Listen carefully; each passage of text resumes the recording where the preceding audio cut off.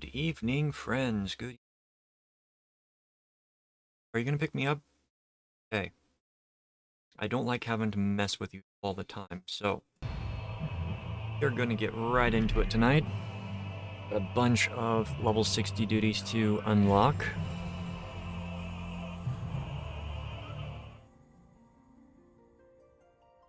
So we're gonna get right into it momentarily. I hope you're all doing very well today.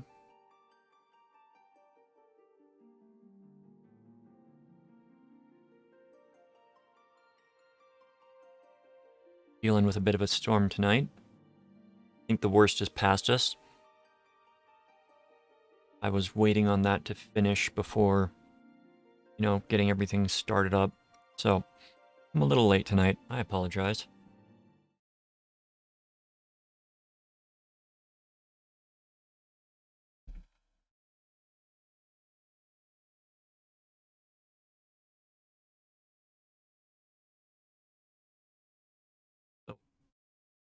We finished up the 3.0 main story quest.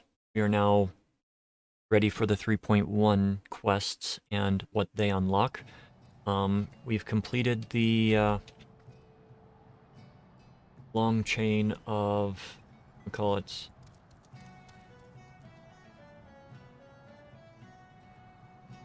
well, we're going to start out with redoing one of the trials because of a small problem the last time I did it. Hey, welcome in, Nick. Wheaton's Law. It's a wonderful thing. Don't be a dick. So, we're going to start out by doing Battle in the Big Keep again, because someone was so generous the last time I did it that it broke me.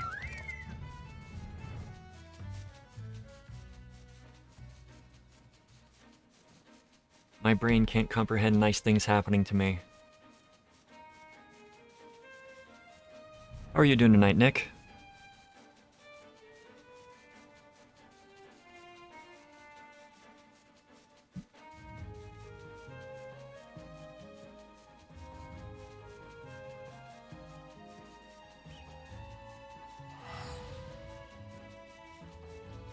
Feeling pretty alright.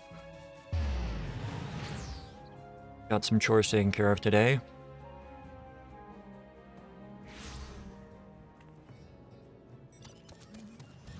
Actually got to wake up earlier than I normally do. Right, unlocking this Hullbreaker Island hard. New one. Grown ambition is going to be Saint Modicum, Som Al. That's this law. Okay, we're not doing that one yet.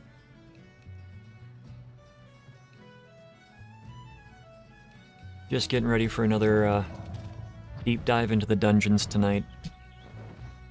Got some new ones unlocked. Trying to remember shortcuts. Been playing a bunch of different games and shortcuts change between them. That's not... Full Somal disarmed. Yeah, let's go to Idleshire.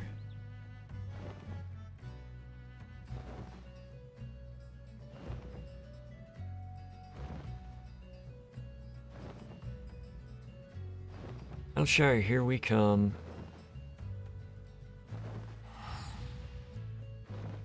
Got a lot to unlock over here. I'm gonna focus on getting the dungeons done first, because doing Alexander, I think I'm gonna do all of Alexander in a single night, if possible. Alexander normal. Alexander hard, or extreme, or savage would be kinda difficult. Not impossible, but difficult.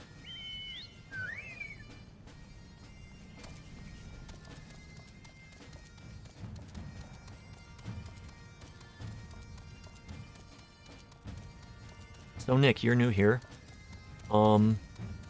what I do with Final Fantasy is I like to teach the game.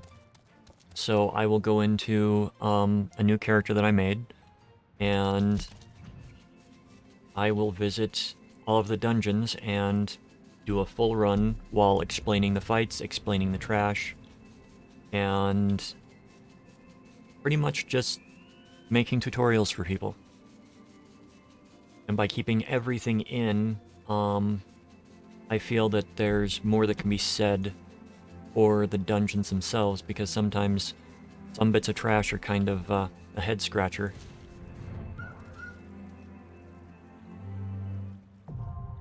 And Mosian's Arboretum now accessible. So that is what I'm currently doing, is unlocking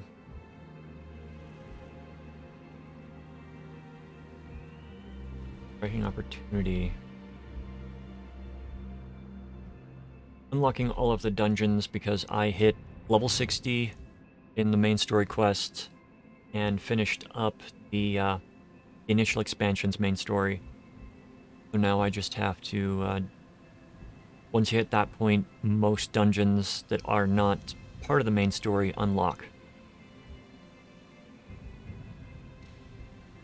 So that's what I'm doing. I'm my best to unlock everything, and if possible, we're probably going to get some of the 24-man in tonight as well. I'm not doing any of the storyline. Stone, Sky, and Sea.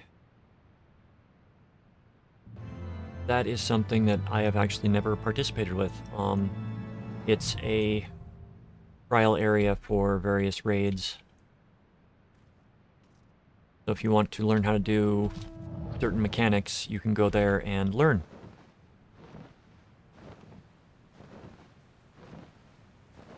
Battle in the Big Keep. Here we go.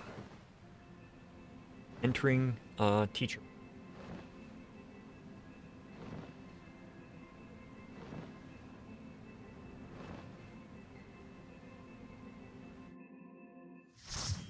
Battle in the Big Keep.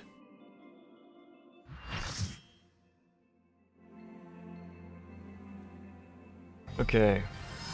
Technically my second time in here. First time, there were issues. So, I am going to be tanking Enkidu. Enkidu dies first. Then we go on Gilgamesh and beat Gilgamesh down.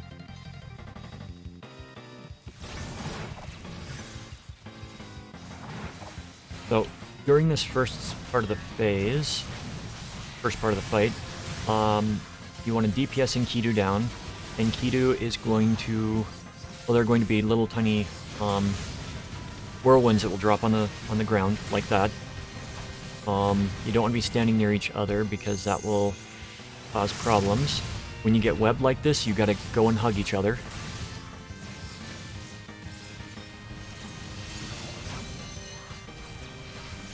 Enkidu will do a small ground-based frontal cone.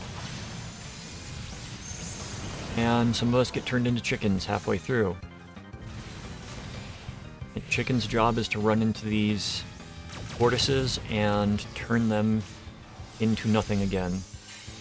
But I've got my chicken up for another 10 seconds. If they hadn't been there, I would have run over and set that off. Alright. So, continue burning down Enkidu. Once he is down, we should be entering the second phase. White Wind, if I recall correctly, is sort of a heal of sorts. Usually a heal. Enkidu will target somebody and shoot them with a single target damage. This fight would go a lot faster if we didn't turn into chickens. But it happens. No way to prevent it. As far as I know. Just have to wait it out. But with Enkidu's death, Gilgamesh We'll have to hit him a little bit, and then we move on to the next phase. Nope, we just move on to the next phase. So once Enkidu is down, Gilgamesh runs in here.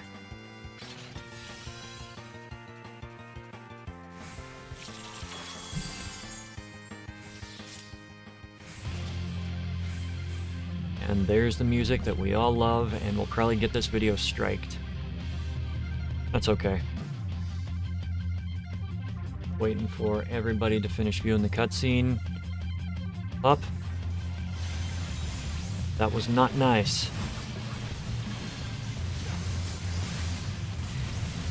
Okay, he's got a point-blank AoE.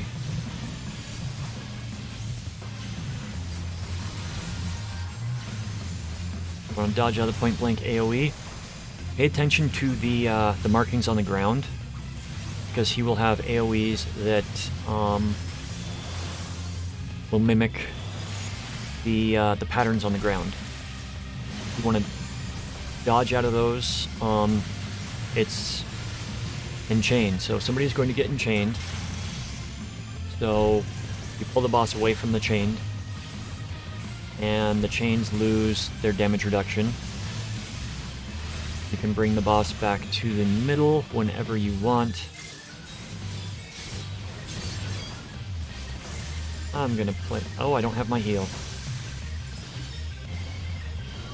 Because it's a level 50. Yeah. See? That is the attack that mimics the pattern on the ground. I was paying attention to something else, so I forgot about it. Dragon's heads. These will come up. You want to kill them ASAP. They will do AoE attacks in a line.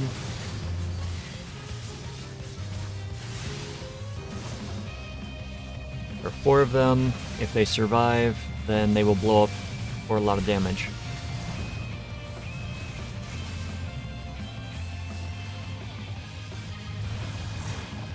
As far as I recall, they will blow up for a lot of damage.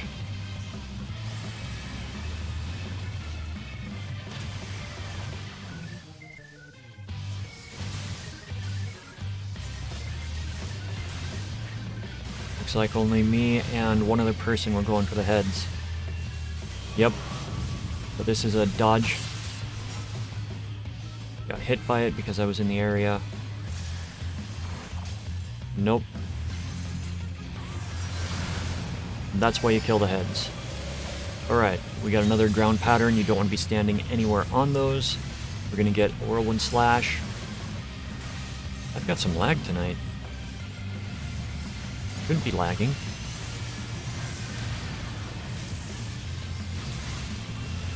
Alright, in this section, you got one explosion, you got the second explosion. You will see these orbs pop up. The orbs need to be dodged.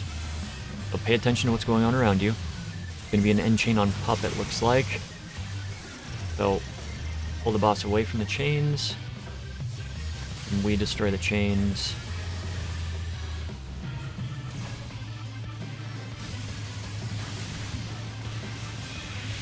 Alright, now he is going to be doing, I think, another dragon summon? More dragon heads? Nope. You're gonna do this, you want to alternate. It will always be corner to corner. He's gonna be doing that attack, then he's gonna be this point blank, and then the other 2 ground attack slashes, I believe. Nope. But I'm gonna get hit by that. If you're gonna get hit, make sure you only get hit by 1. I did not see them spawn, so that is on me. Enchained. Going on pup again. Far enough away that it's not gonna get buffed by Gilgamesh. Now don't be like me in your first time in here and thinking that pulling the boss near the chain is a good thing. Right. So I'm going to continue doing what I'm supposed to be doing, even though the boss is relatively low on health. Limit break was used. There you go. That was Battle in the Big Keep. Not have Enkidu. It doesn't matter. Alright. I'm gonna exit.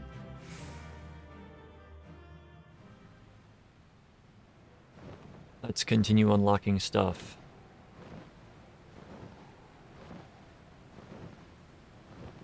Oh, I've got to go all the way down there. Where is... Wish that the game was a bit nicer when it came to showing you where all the quests were on the field. Disarmed? Yeah. I knew it was in here. Alexander has a wonderful quest line. It's really cool. I suggest that if you're interested, you check it out.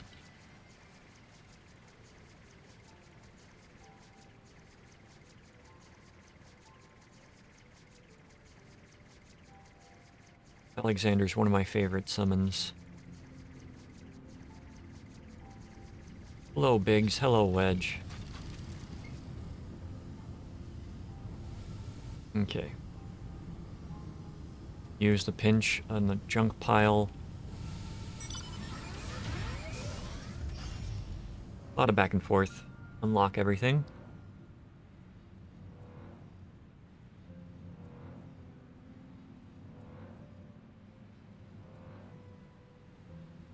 Now, I'm unlocking a few things before I attempt to start going through anything because I want to kind of not be interrupted.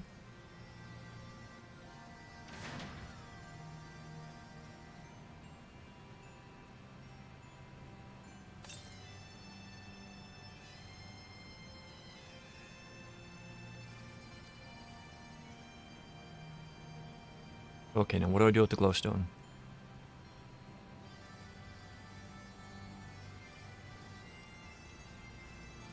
Go back and talk to them again.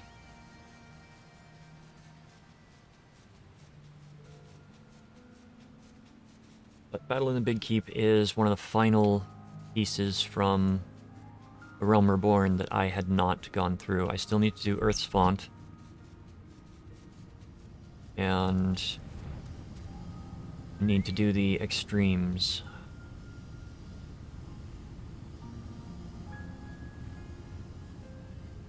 The extremes are going to be fun because it's going to be like an hour of wiping.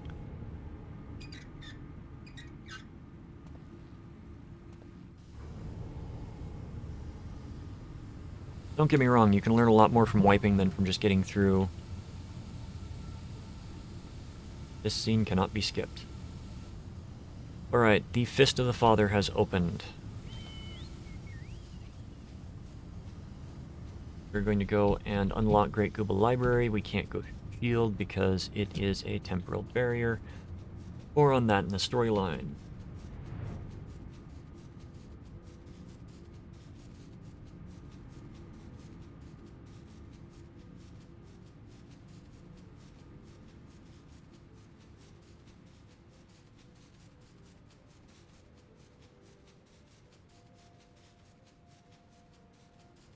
This is going to open up the Great Gooba Library, hard mode. Even if it doesn't appear on the map, it'll appear right there. So, Midnight Dew. That's open. Now we need to go... Don't need to do unexpected. Where's a Somme All map?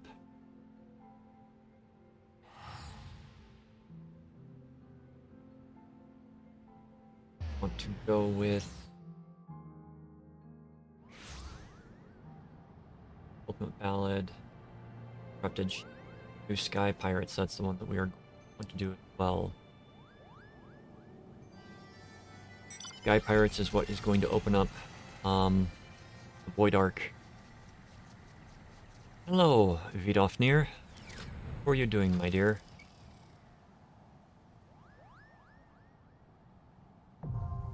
So I'm all hard now accessible.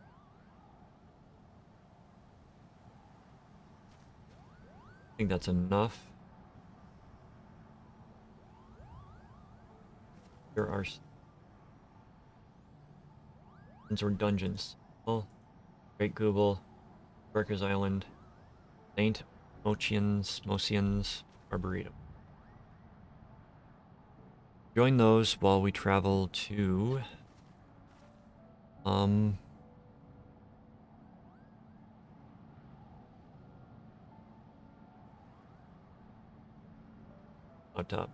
I was gonna go to the other spot.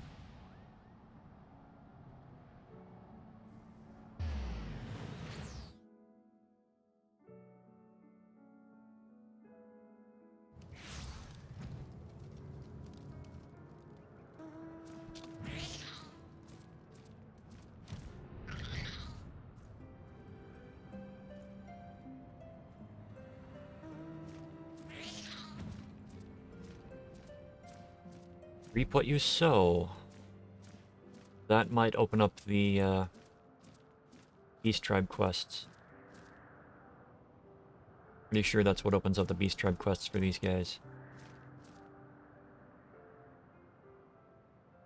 Beast Tribe quests will allow you to gain experience points for one, but they will also give you daily quests to complete to get tokens that you can trade for special items.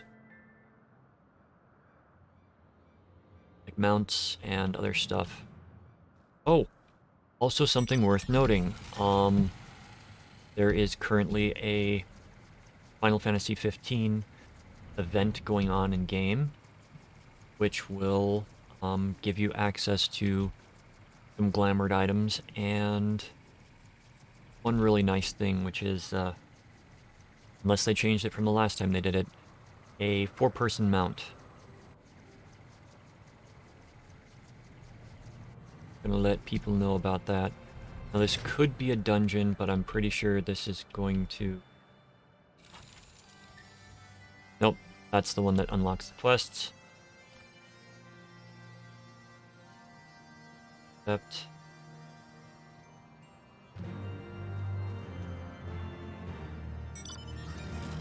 that...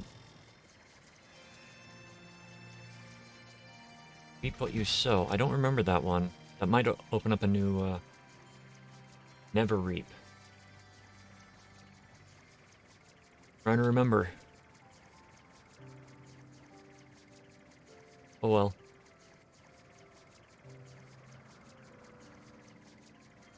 Worthus Western Highlands.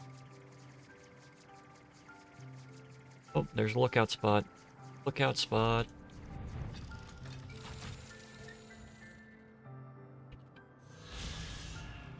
Glad they changed most of them to lookout. Yes, I'm here by invitation. Okay, we're dealing with sky pirates.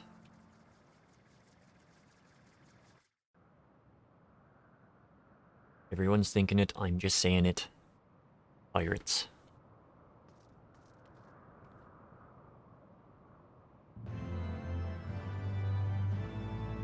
Okay, this will get us into the first...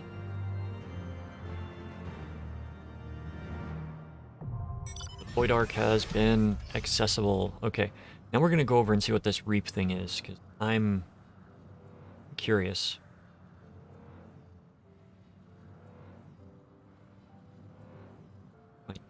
Challenge log. Okay, we're gonna get that one taken care of. This stuff for the Chocobo. Free for duty roulette. These reset tonight, so that's why I'm looking at them. Oh. Hello, Tonuvanu. Never Reap. Oh. Okay. We will withdraw. We'll add Never Reap to that. Completely forgot about that. Okay. Out a bit. Few break-ins. Rule the skies. Yeah. Void Arc. See what else is there to do.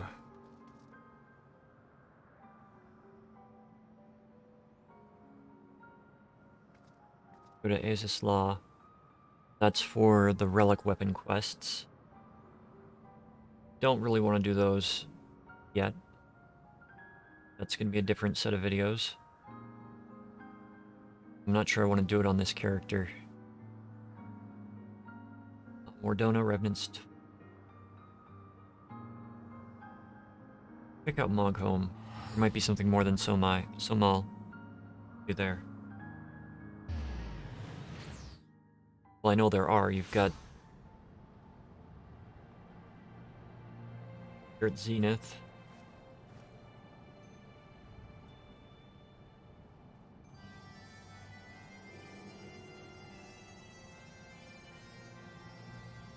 Nope. However, we are going to teleport over to Zenith. And we're going to fly up to one of the most inaccessible lookout points.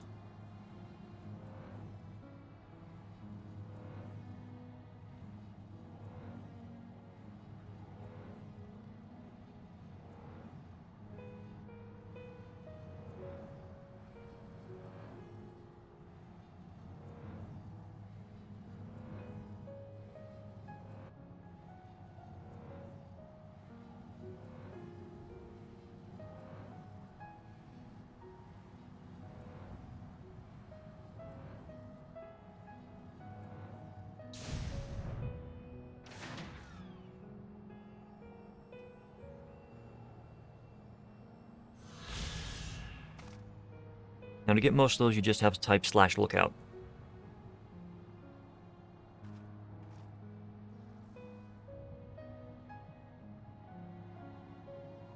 Somal hard.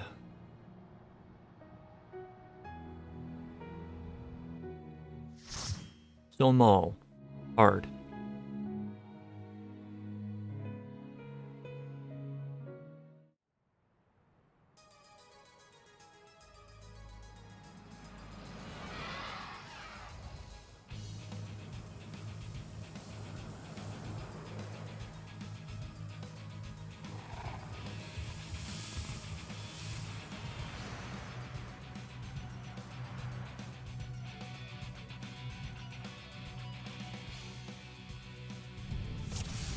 Alright, my friends. Always put your iron will back on, your tank stance, whatever you want to call it. Yeah, the healer looks like they can do stuff. So you want to gain aggro on everything that you can, and you want to tank the mobs to where they are over these little locations, because they will take damage from those things. And they will get vulnerability up, which means that they die faster. Make sure not to stand on them yourself. They're basically steam jets.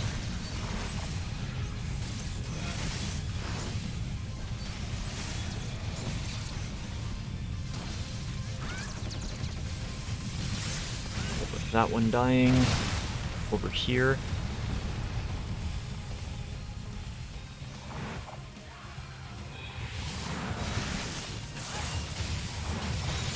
Okay, getting a shield lob off on everything, unlike the first pull. Bring it over here. Pop a cooldown or two. Dodge.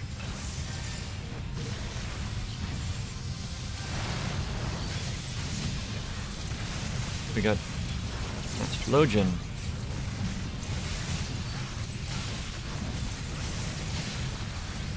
I will help a little bit by healing myself. Sometimes it's hard to see your life bar through the mobs. That's okay. Okay, so with the trash gone, at least that trash gone. Yeah, if you can, avoid standing in the steam vents, but pulling the mobs onto the steam vents works great. Right, this boss will be placing flowers down, blooms, whatever you want to call them. And there's going to be small ones and large ones. You want to be standing away from the large ones. That's raid-wide damage right there.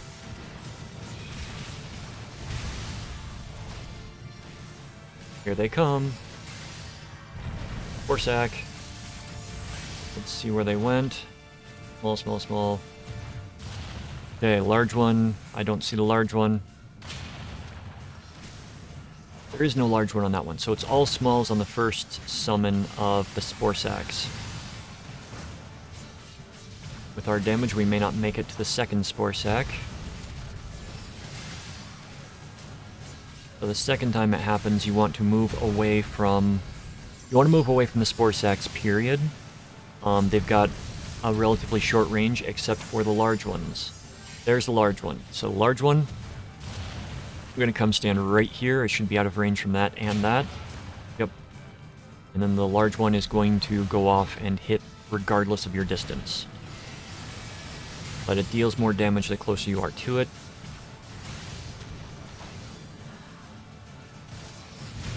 So this boss is in the bag. Get loot.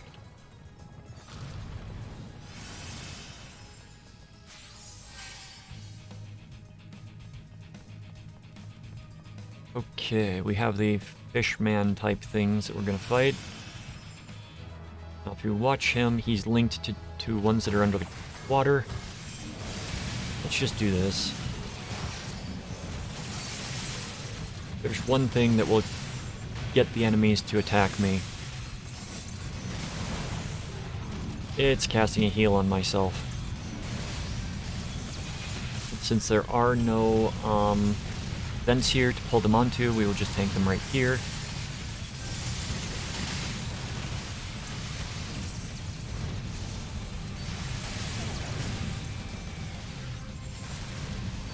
Always dodge out of the AoEs that they drop, if you can see them.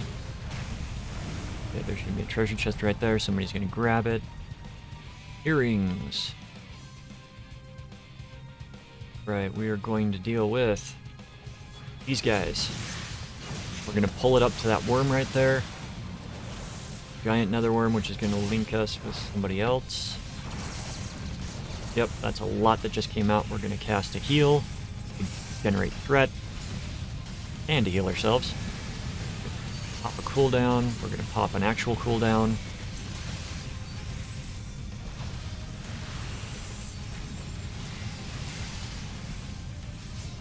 Worms went down fast.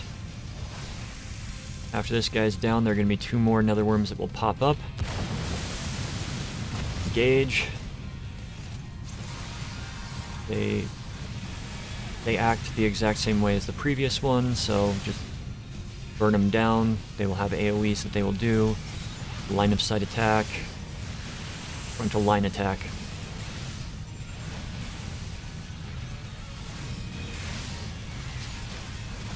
Okay.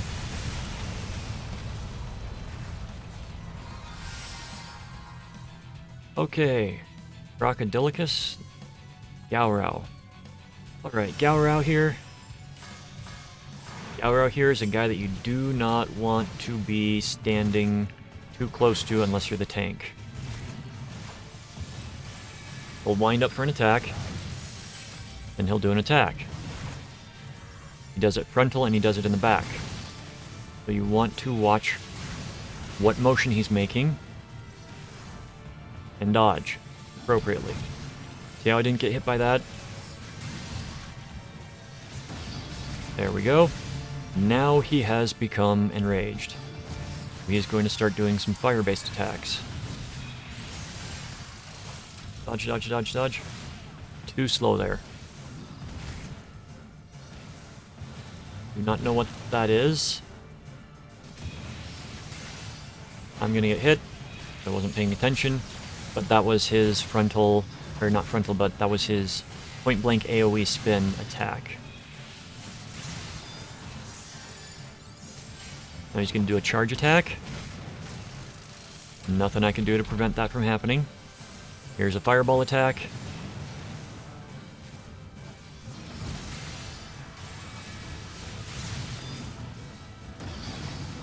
Another raid-wide damage attack. And he is going to be doing that little spinny attack. So before he enrages, it's just a claw attack to the front. After he enrages, it is a point-blank AoE. Anybody that's close enough will get hit. So keep that in mind.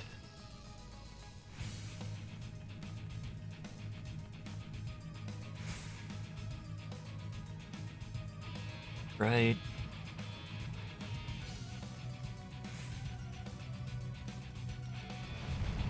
So along here, don't really have the, you'll basically be told when to stop. Okay, Blood of the Mountain. Blood of the Mountains need to be killed first.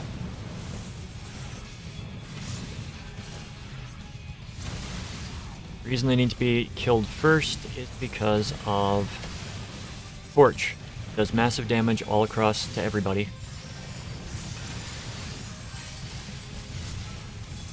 It can be interrupted, it can be stunned. So keep that in mind. Save your stuns for the Bloods of the Mountain. If you're not a paladin, you gotta pick which one you want to stun. Usually it's best to have the DPS focus one down and then stun the other one. And wait for the cast to finish if you do not have the appropriate stuns. As I've got Shield Bash as a paladin, I can feign stun. We're going to kill this one first. You gotta stop doing the preemptory heal. Means I'm gonna stun that one.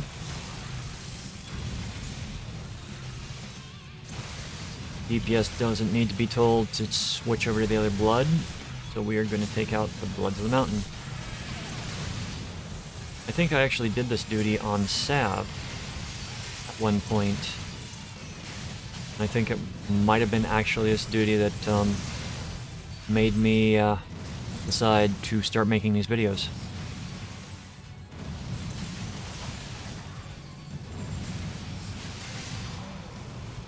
There are mechanics that people do not remember.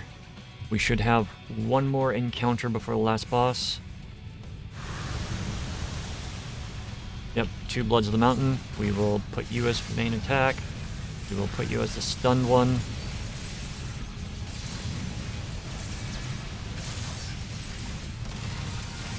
Yeah, see, with one stun you can get through both of them.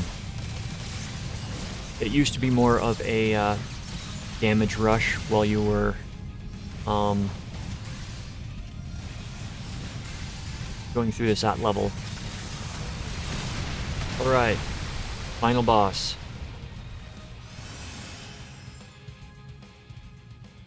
Fire Scorpion.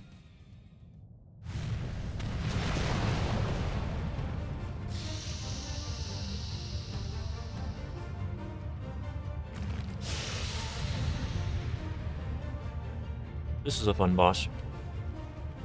To do it properly, you need to tank him over by the edge. Don't go all the way to the edge, just go to one of these spots.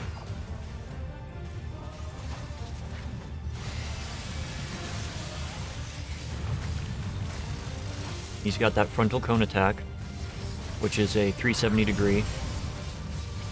He's got flying press. Flying press will be on a random player, and it will create a spot on the ground like that. Now every time he does flying press and one other skill, that's going to come up and expand. Alright, he's going to do a hiss, which is going to summon some adds. Scorpion's Claw. Scorpion's Tail. You want to kill the claw first, because the claw is going to bore into the ground to make another one of those. If you don't kill it, another one of those pops up, and it will continue to grow in size as the others grow in size. Realm Shaker. I think that's what makes it grow in size. My mistake. Alright, we got the next flying press coming out. If they know what they're doing, they'll run to the edge. If they run to the middle. Can you give us one there? That's gotten larger, as you see. Deadly thrust. A little bit late on my cooldown. Molten Silk, run away from it. Return to your spot that you're tanking. Molten Silk will also do a back attack as well. So if you are DPSing behind him, be careful. Alright, we got the limit break going out. We got a hiss coming up. We got 2 claws and 2 tails. Ah, the radial attack. A ring attack. So, we got 1 claw being killed over there. We've got me popping hallowed ground and dying.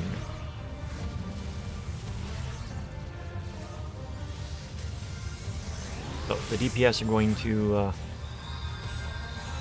kill it while I'm being rezzed.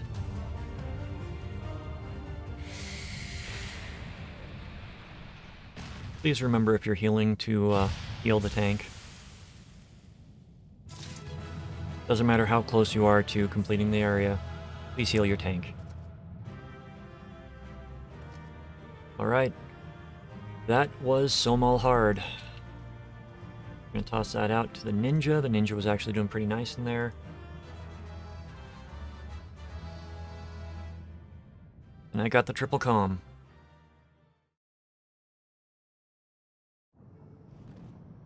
Okay. It brought us here. We can turn in the quest. No, we don't want to do that. We want to go up.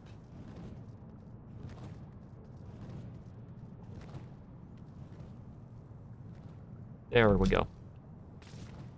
If you want to travel between these 2 zones, you have to talk to this dragon.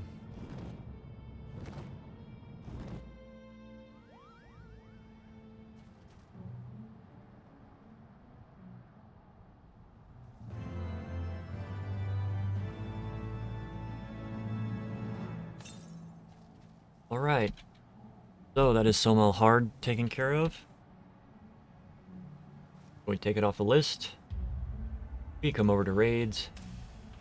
Click on Void Arc. And we join and we see what we get.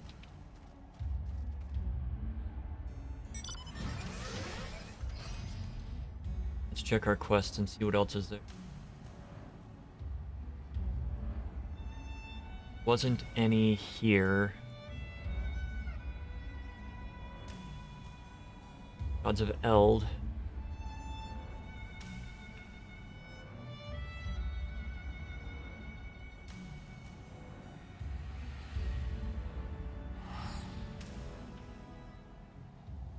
Unsure what this one unlocks.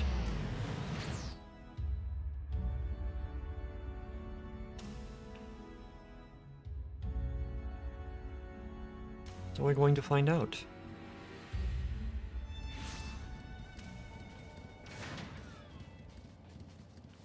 Oh, we gotta go... There we go. Gotta head south, gotta head south. Alice, you still have your, Thornton's Reign. Minstrel, he's gonna tell me about Thornton's Reign. And that unlocks, Minstrel's Ballad, Thornton's Reign. Which is a hard mode. Is that it? That looks like it was it.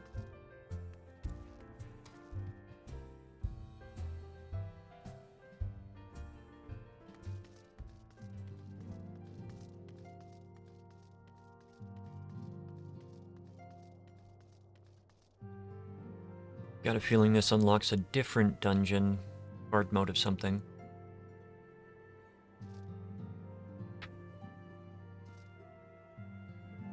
We're waiting, and we're skipping.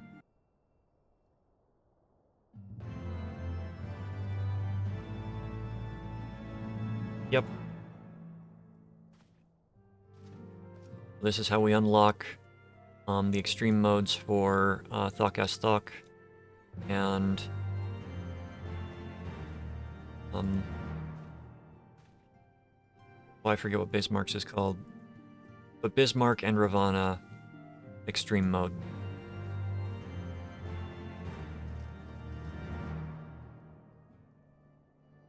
Called If Clouds, no.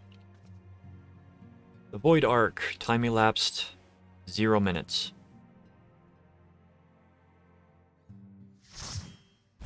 The Void Arc.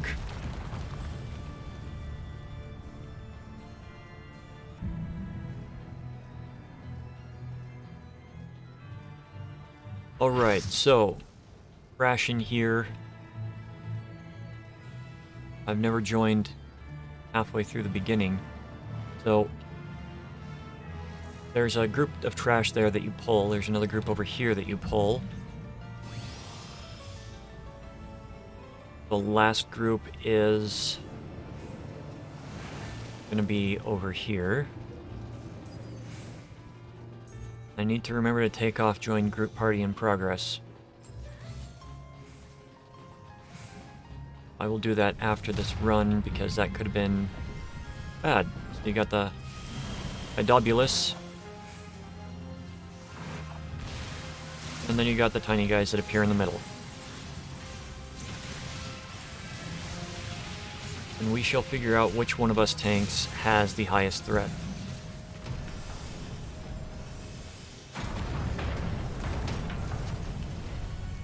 Usually it's the person that's the lower geared, which doesn't make sense.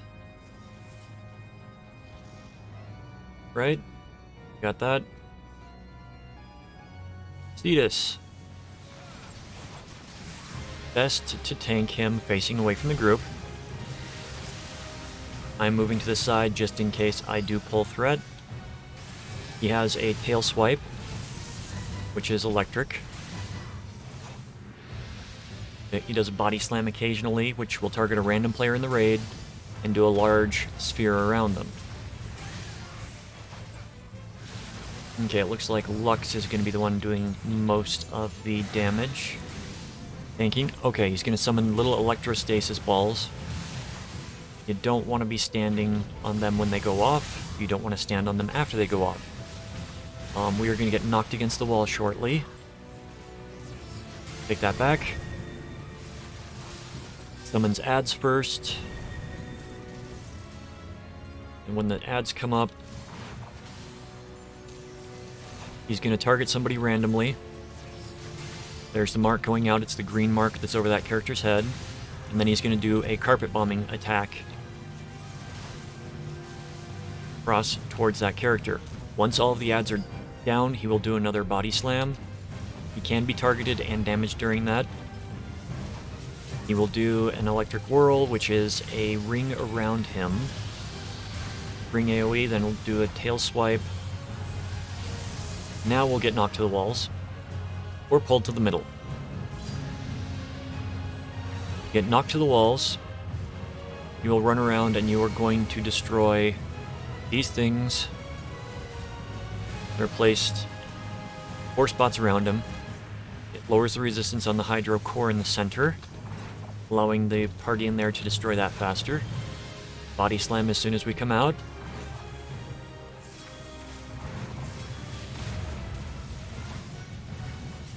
And another electric whirl.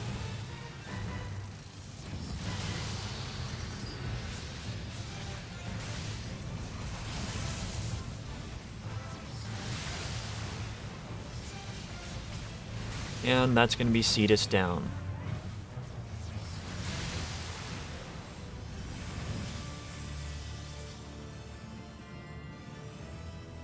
Oh, I'm in Alliance B. So I do like the way that this armor looks, so I will be needing on all tank pieces. Though I don't think the helm works on a bunny. But most helms don't work on bunnies. Alright, this trash, there's a lot going on with this trash, more than the first boss. So we're going to wait for a lot of people to get up here. There are 3 locations, and basically the 3 tanks should take a different location. I'm B, so I technically have to run around to the other side. So when these two, when the 2 mobs die,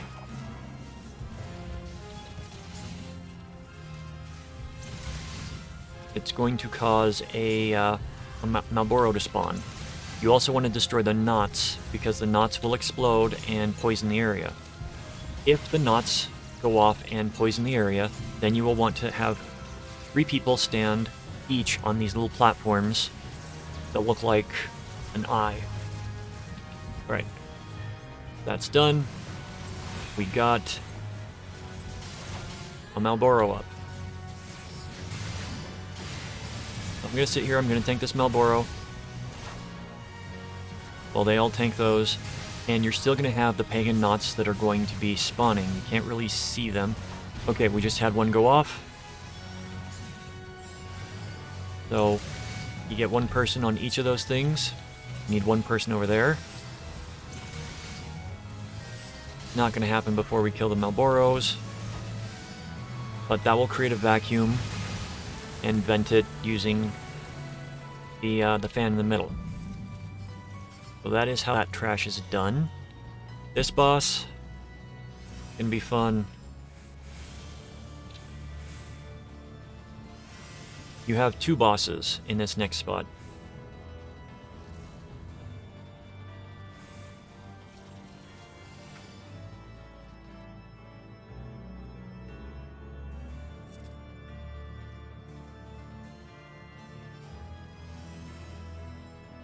So you've got 2 bosses. They are linked together. They will share life. When one gets too low, it's going to give life to the other, and vice versa. I am going to try to be tanking the puppy, who is now walking to the left.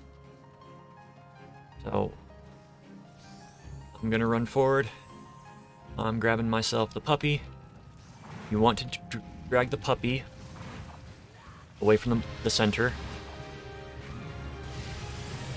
The boss in the middle, Irminsul, is going to negate 1 type of damage. It's either going to be physical range damage or magic range damage, and whichever one you are, you've got to swap. Oh, I take that. They alternate. So the one in the middle is immune to magic damage. This guy's immune to physical range damage. So, as they go down, this guy's going to be doing mucus spray, which is going to basically lock us in place if we are standing too close to each other. Lux, I said mine. I am going to continue to tank this guy regardless of what you're doing. I will manage to stay above you. Shockwave Stomp, you want to run and line of sight yourself with this guy between you. This is a death instance. Do not line of sight yourself.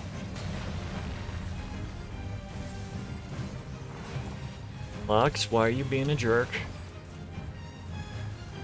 The only way you could have done that is if you taunted.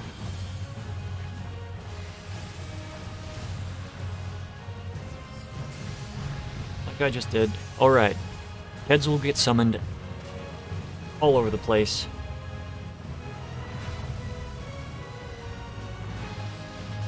And he will try to eat the Keds. Yep. He's just being a jerk and taunting. So I'm going to run over here and do what I can. Alright, if you get eaten, you will get mind controlled. For about 15 seconds. That's what this stuff right here is. You'll run around, and if you hit somebody with your ability, you will mind control them. The Keds are going to get eaten by Sawtooth. Yeah, that... Some tanks just don't want to respect some things, and they will do that. Anyways.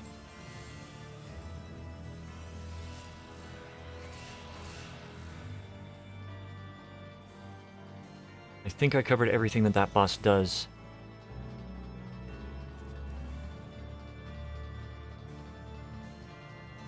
See, when things don't go according to plan, I tend to forget things. So I am... This trash. Okay, so this guy is going to summon 3 coffins. I'm B, so I should be middle. Got everybody here, so we'll run forward. Coffins come up.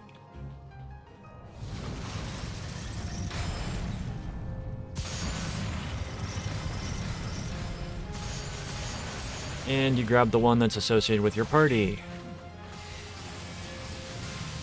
A usually goes left, B goes center, and C goes right. I'm turned around. You can drag them together so that people can AoE, but it doesn't really alter much. Gargoyles are going to spawn around the edge. They will do line attacks, while people DPS down the blackguard.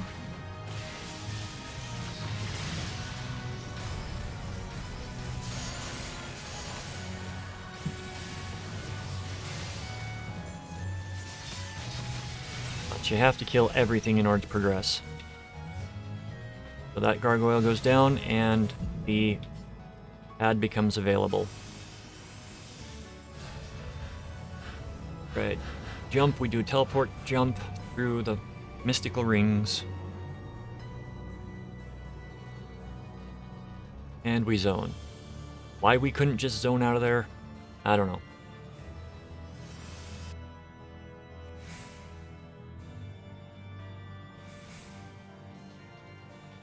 Alright, we come to Kukulen.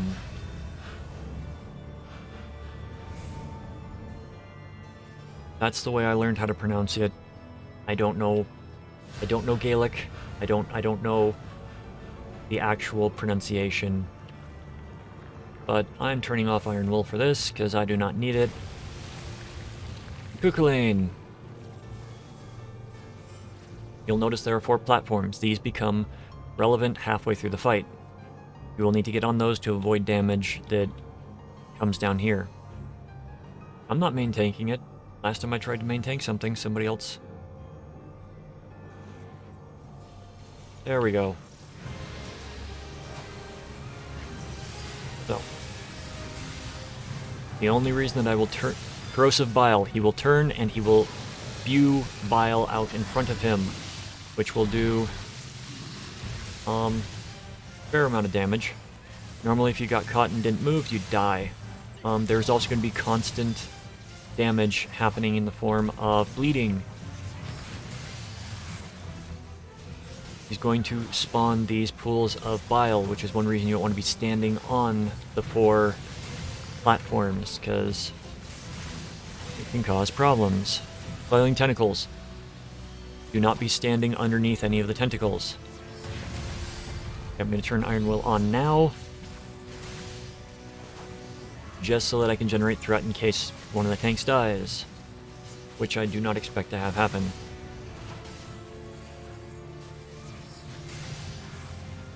Idol of Impurity. If you survive and actually deal with the idols, these come up, you need to destroy them. But we are going to push the boss through damage past where it's supposed to be, and we will do a phase change before we're able to kill them, I believe. Or not. Corrosive Bile, that is going to be the frontal damage. Can be easily avoided by running behind. Alright.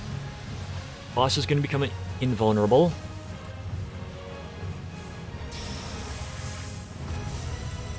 And he's going to be summoning slimes. Foobar. You want to DPS the Foobar, and if you are able to, if you've got threat from the thing, pull it out from being sucked into the middle, because the boss will eat it, and it will increase the damage of the next attack the boss does.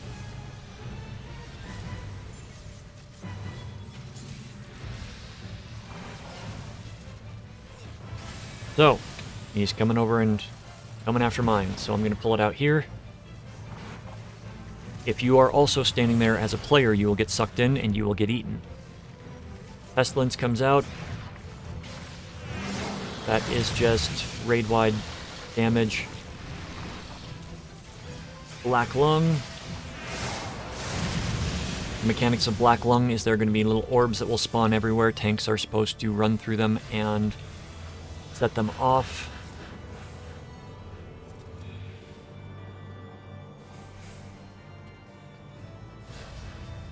Nobody opened the chest.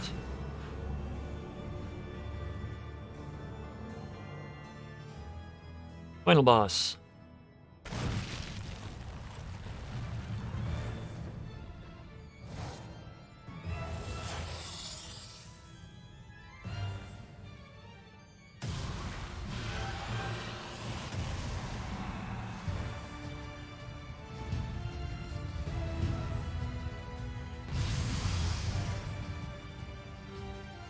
Alright, so this boss has some mechanics to pay attention to. That. Echidna. Echidna will split off, and there will be Dexter and Sinister as well. I'm not the main tank. I'm not going to try to main tank this one because people deciding to taunt off me after every attack. Alright, Sickle Strike is going to be a point-blank tank buster, I believe.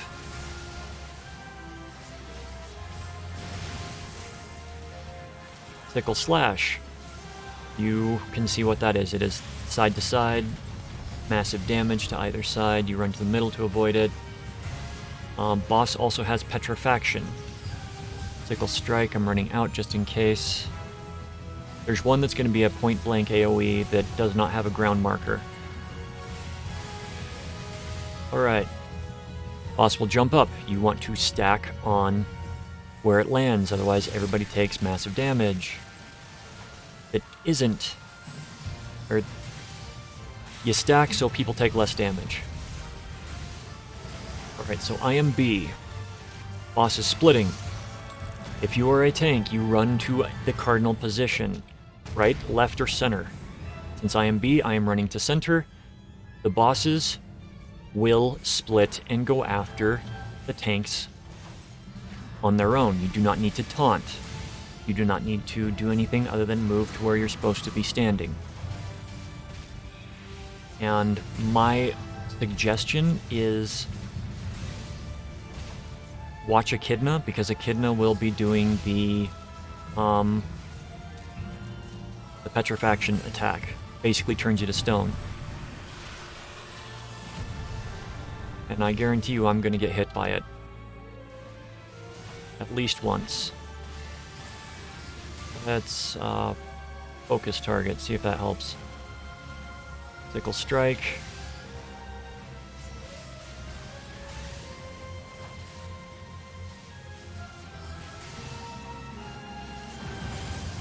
So there's going to be another split unless we DPS her too fast. Alright, ads come up. Bloodguard. Tanks need to pick them up.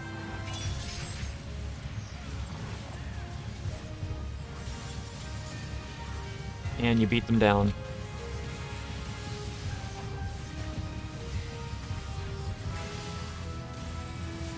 The ads can do a lot of damage if they are left to be alive. Petrifaction. Daze attack so you can turn away. 4 people in my party got hit by it. I'm pretty sure a lot more got hit by other stuff. Yeah, there's a lot of people that are unable to move. Alright. This is going to be generic area attack. You don't want to be standing anywhere because you'll get hit.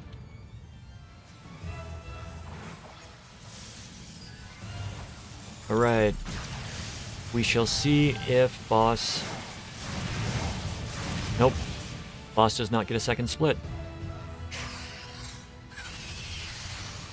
If the changes in 6.0 make it so you have to pay attention to all the mechanics. I will re-record these fights for everyone's benefit.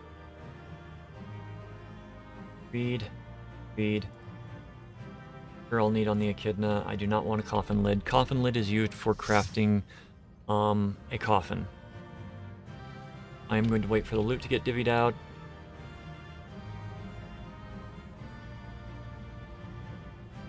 I'm going to open up a Capri Sun.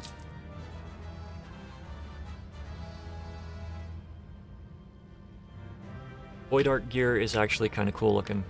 Too bad none of the tank stuff dropped. That's probably going to drop us.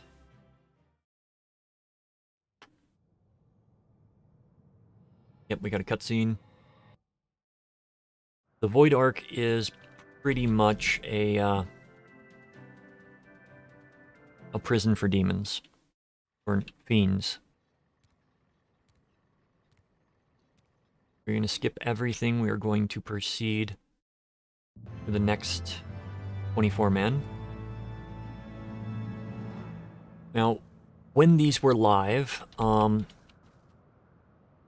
you had to come and do them like every other major content patch.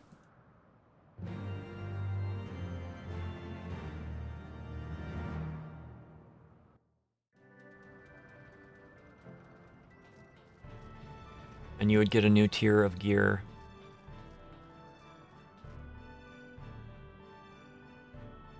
Each one, like, I'll show you.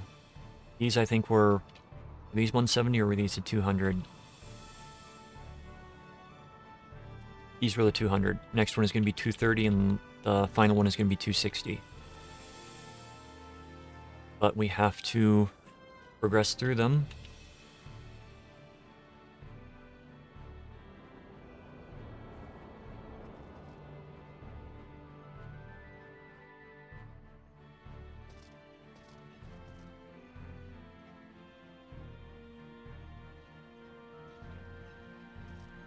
Right,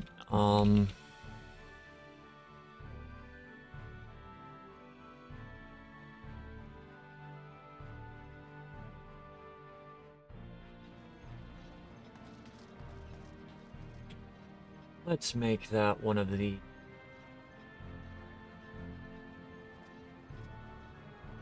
diabolical on storming the hull. Here we go.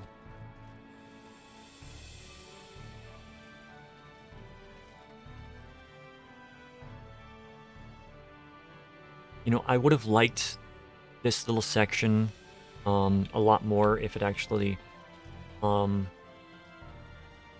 like its own little tiny place where you could come and maybe trade items that you got in the Void Ark.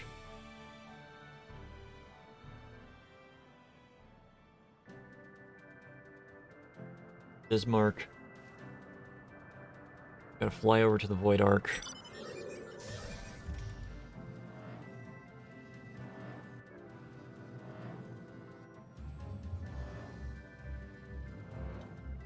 Okay. So why is... Oh. Not storming the hull.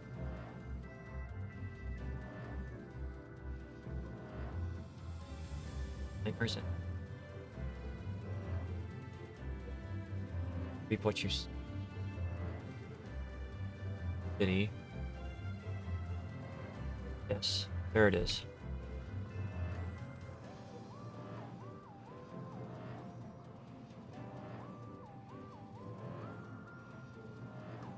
Now hopefully it'll show up on my list.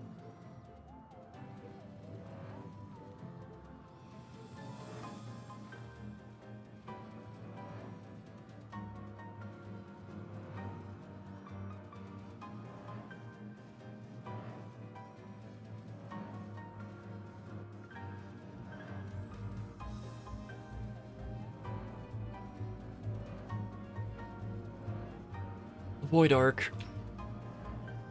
Ada and Catchi.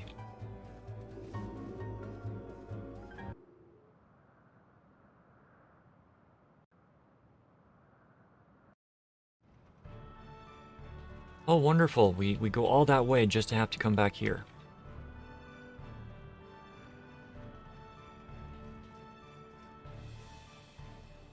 Let me get to the raid, people.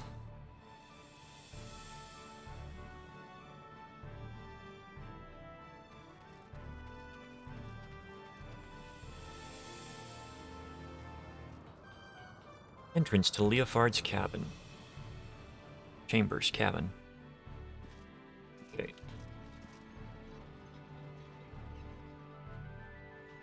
Weeping City unlocked.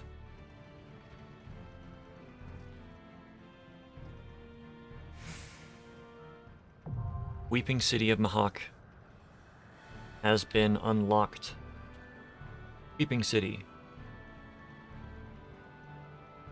Great Google, Hullbreaker, St. Pians, and Neverreap.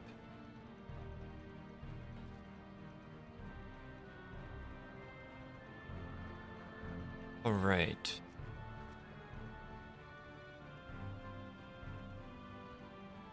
Let's return to Foundation.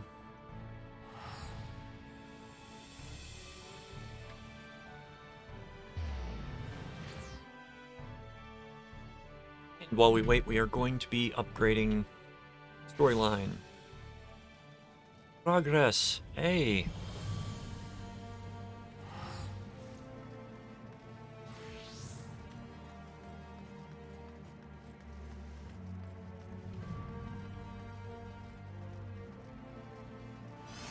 Ben Halfer. Big B Wolf. There's a fan of Fables.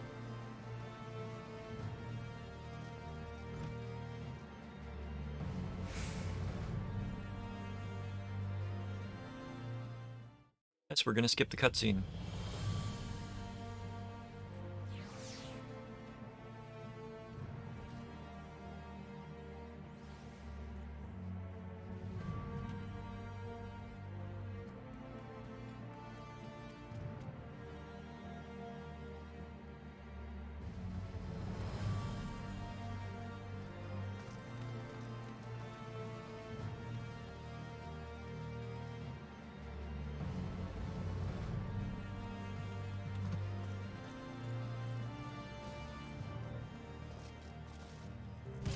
Hello, Tataru.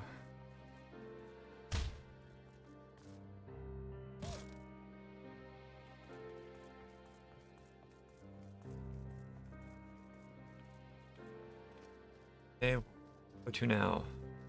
Speak with Lucia again.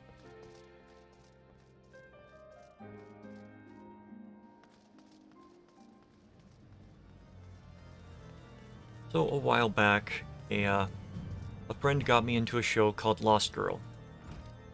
And holy crap, whoever was the person that was in charge of pronunciation on that show just needs to be beaten half to death with an iron rod. I could not finish watching the show because the mispronunciations of everything. I don't know if they were just, oh, we've got to be quirky and we've got to be different than everything else. Like the Kitsune, which is a Japanese fox spirit. They were pronouncing Kitsune. And the one that just like made my skin crawl, they changed the pronunciation of lich to lick. And it's like, no. At least they were able to pronounce succubus, right?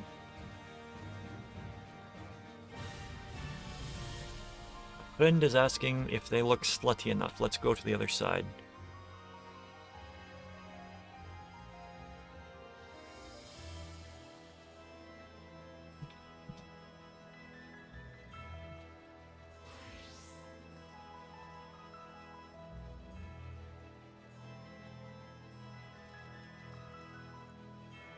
Where are we going now for that? Sea of Clouds? Oh, that's Diabolical Bismarck. Tailfeather.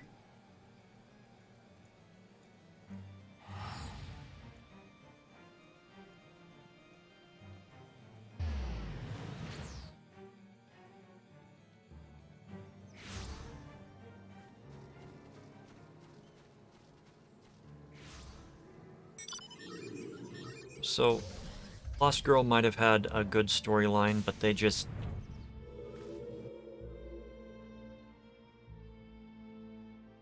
It's...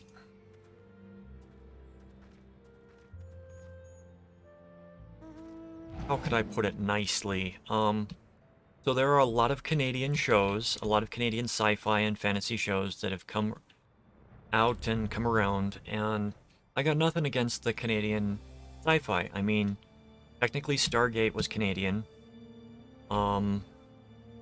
Warehouse 13, that's another one. But, think if sci-fi just decided they did not want to have a good budget for a show. That's how, Lost Girl felt. They wasted all of their money on just, I don't know, random crap.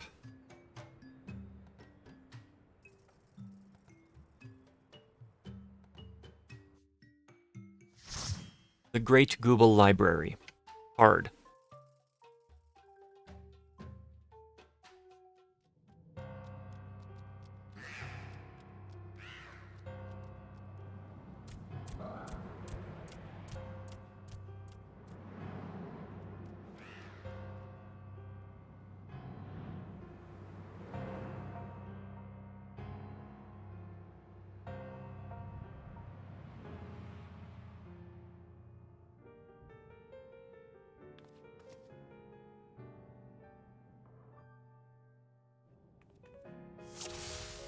Pop the iron well. The invisible guys are gonna run away. Quickly, quickly now. Alright. Crashing here should be easy.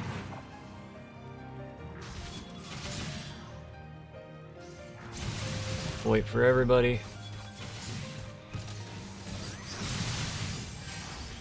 And then we are going to pull to the next section.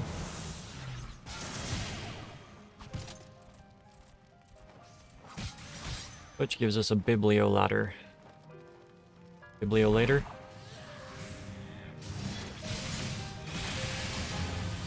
Right. So because this guy probably has the frontal and tail cleave, we're going to turn him. People don't need to move. Oh, we've got a decent party here.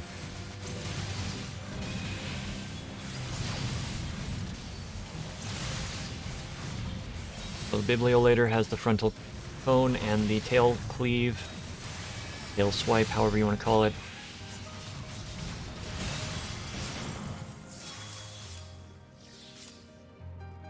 The Boy and the Dragon Gay.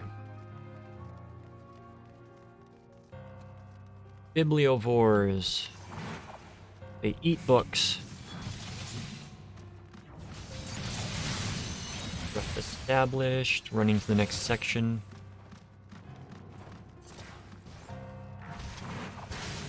One of my favorite tricks is to...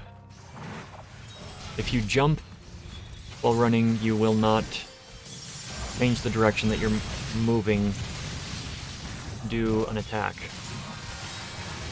Which is why you see me jumping and using shield lob a lot. You can turn it off to where you change the settings to where you do not immediately adjust your direction when you attack, but that makes it really difficult in some fights to basically be attacking what you want to be attacking. You have to manually turn yourself instead of being auto-turned by the attack, so something to keep in mind. Of Love's Unrequited. Okay, so we have Demon of the Tome. Wait for everyone to get here. So, the demon comes out of the book this time. Best bet is to turn him to the side like this. Tri-clip is going to be a tank buster. Folio. I'm going to summon books from the top. Okay. Fall from the ceiling. You want to be as close to the black as possible. You'll get knocked back a bit.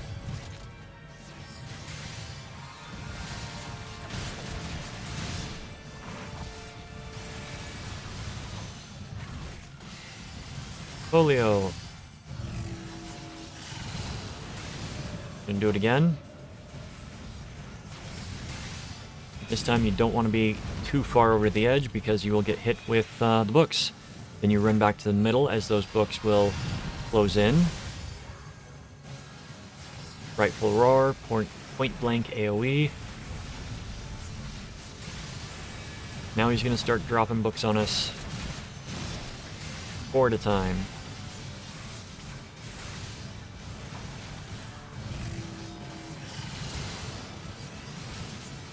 Okay, first book drop is going to be right there. Second book drop is going to be right here. So, move after the thing has disappeared. After the one that you're moving into disappears. That is the timing of Final Fantasy XIV. If you move after the attack goes off or after the animation, you are going to be you're going to get hit. Alright, that's the first boss taken care of. If it lasts much longer than that, you're going to get more of the 4 books dropping.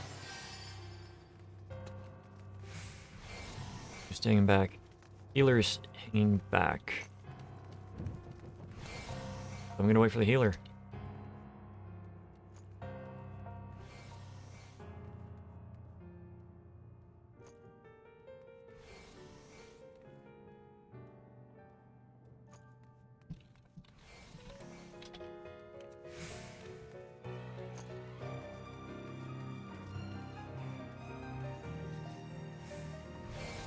Okay. This is a section where you can technically pull everything that you can.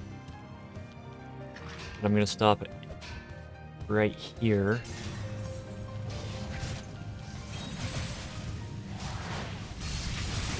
Come on. You don't want to be standing in the fire. It was stupid of me.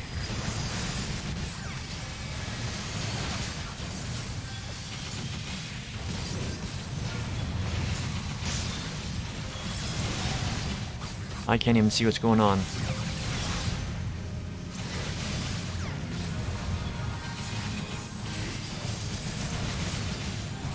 Alright, so you just AoE these guys down. You can go in there for that treasure coffer. You can't stun the Biblioclast.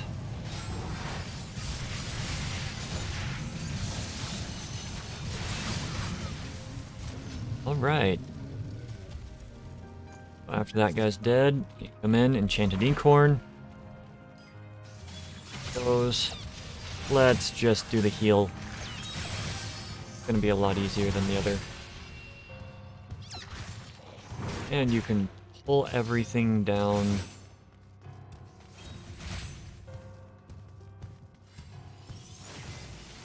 I do mean pull everything, because you're gonna have enemies popping out here. Another set right here. And this is where I hollow ground.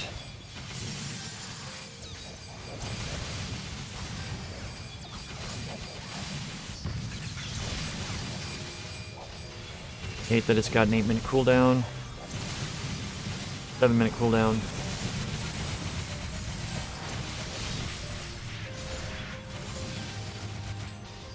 But if you plan it right, you actually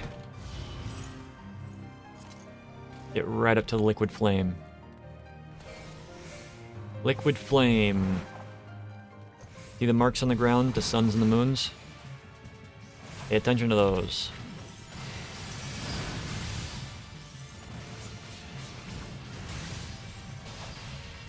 Bibliocide sends out flames in every direction. Via flames, this is going to be a tracking burst AoE. Much like Ifrit, if you get this mark, you want to move it to the point where it's a solid line, or you're going to take a lot of damage.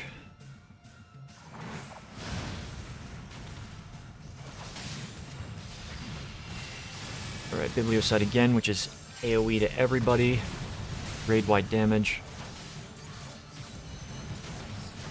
Boss is going to transform into a giant flaming fist. Oh no, Liquid Flame. So he's just going to continuously cast Bibliocide. Feral Fluid. Okay. If you are linked with somebody, pay attention to what the symbol is, because you don't get linked to somebody in this, you get linked to the middle. If you're plus, you're going to get pulled in. If you're minus, you're going to get pushed away. Remember those mechanics. Okay, I'm minus. Okay, center is minus, so we're going to get pulled in.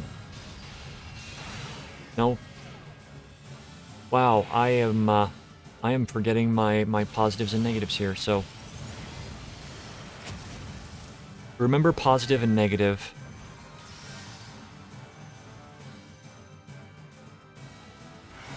Okay, so if you get that, you want to go to the same symbol as what you have. I forgot. If you get a sun, move to sun. If you get a moon, go to moon.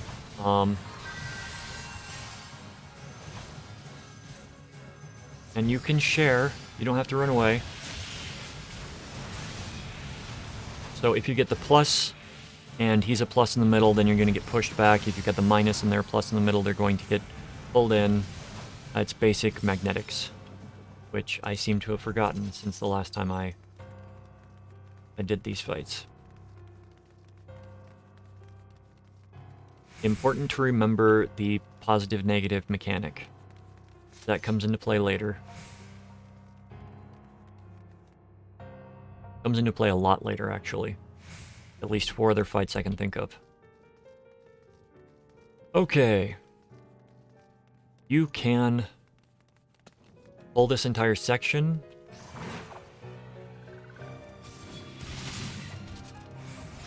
Like I'm about to. Or you can just leave it there. Do it one at a time. We got a good party. I think we can pull the entirety. So the Brogopegist. Gonna spawn scribes. Run up here. Going to get those guys, and I'm going to cast heal on myself. Pop Sentinel. Do an AoE. Now after these guys are gone, more will spawn. You can see that there's still some more statues left to turn.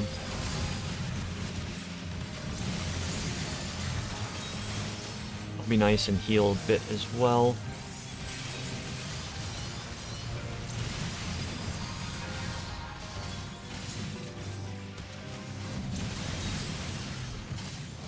Right, we got the Mechanoservitor and the Mechanomagus.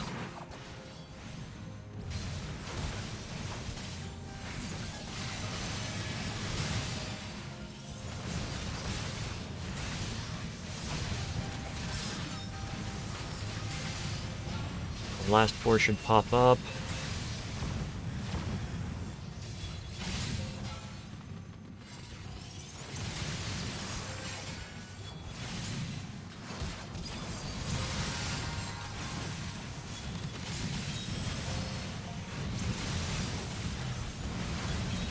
If you don't have good gear, you can pull these section by section. But make sure to keep an eye on your cooldowns, when to use them, and everything like that. Last piece of trash before the boss. Right? Yep. Hey! The second boss! We're gonna make him a sad panda, not just a panda.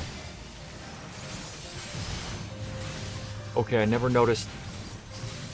I like that the light is casting a shadow to the side.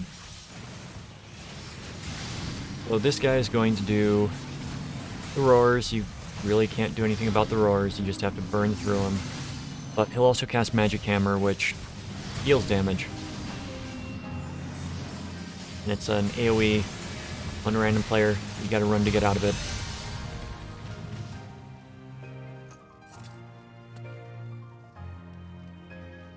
Great Google Library has been run.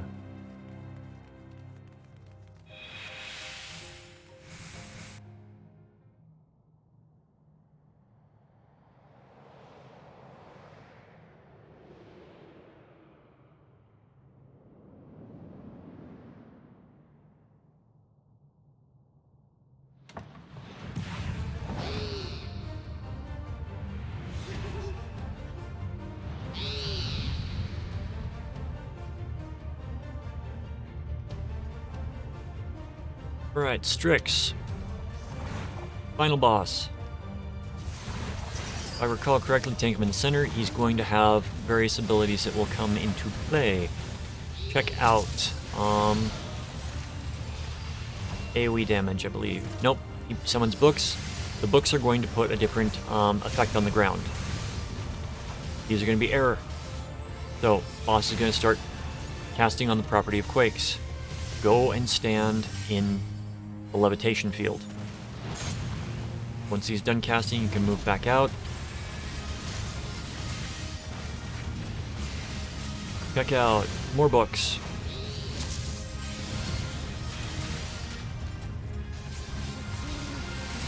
Right, we've got what looks like a void pool, and I forget what that one is. On the properties of darkness. Darkness is the one that you don't really have to worry about, but I think you come over to the dark on the property of tornadoes. That's why you need to come over here. Nope, nope, my mistake, my mistake.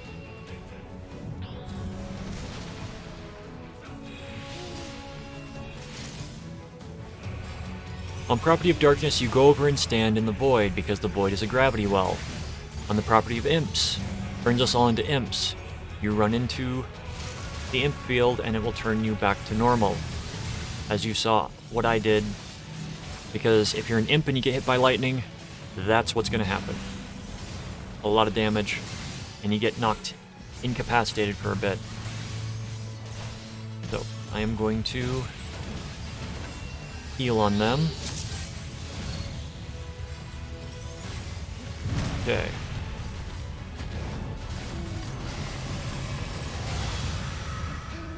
Behemoth is going to come out of a book. Going to summon a meteor that's going to fall. Important to pay attention to the meteor.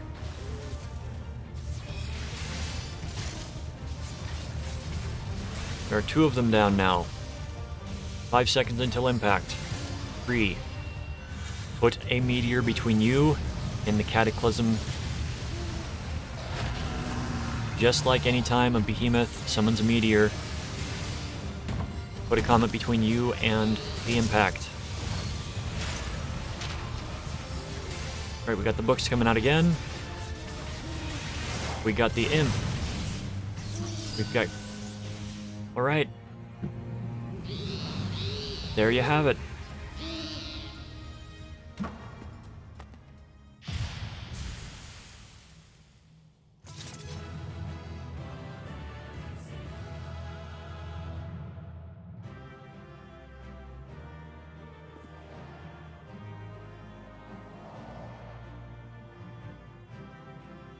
Right, we want loot. Read on the loot. Toss out the comm. And leave.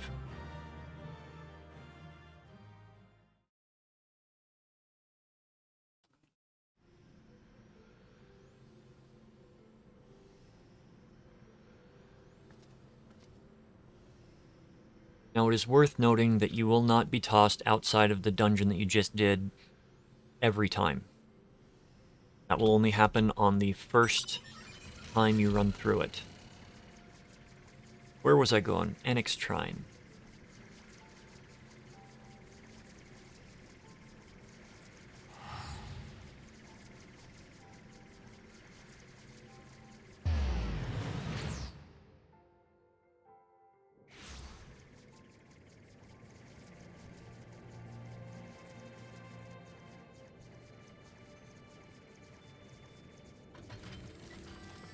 If you can fly in here, you can make use of the holes in the floors.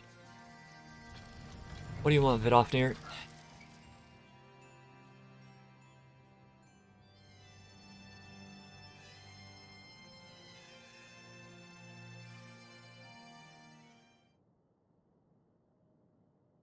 Hey.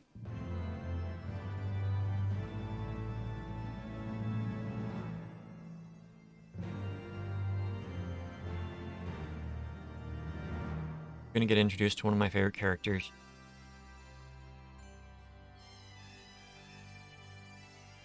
Where are we going? Idleshire.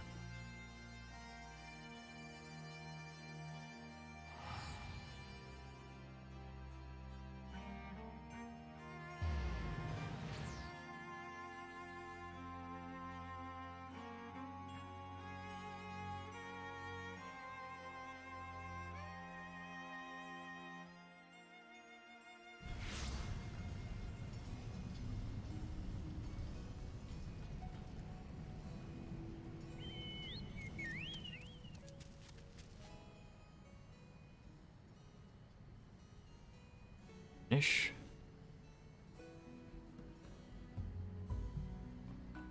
Pull that for you. Okay, yeah.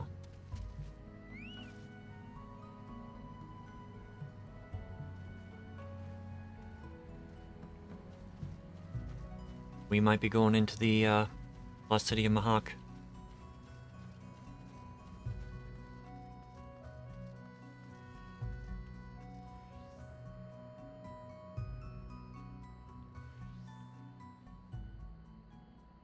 Some of these places I may be mispronouncing because of not playing with voices before. I had all sound off because it's how I used to play games.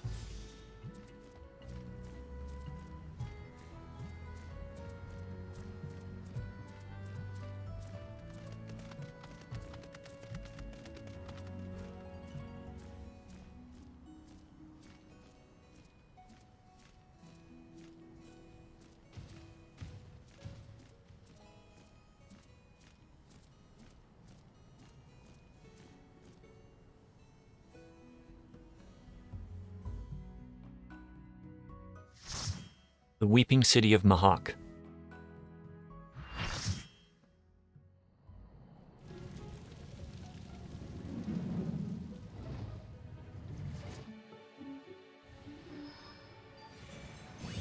Iron Will activated.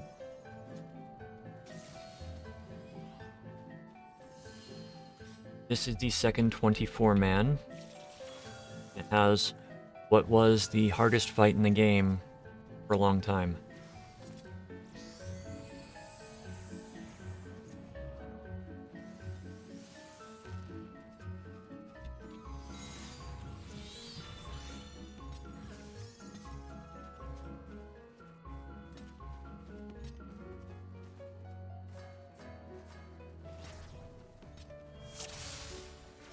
Okay, so first set of trash, we are going to have gators pop out of the water over here, and then once they're dead, we're going to have some pop out over there.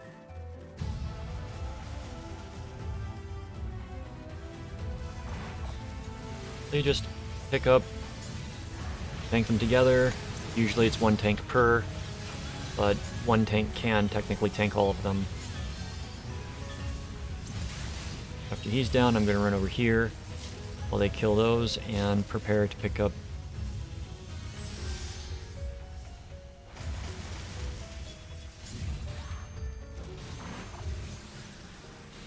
So, as I said, all three can be tanked by one person.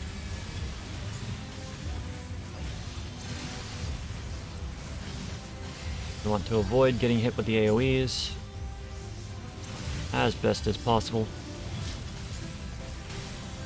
That guy's down, we've got this. These guys, you don't want to stand in the poison, but you'll probably be standing in the poison.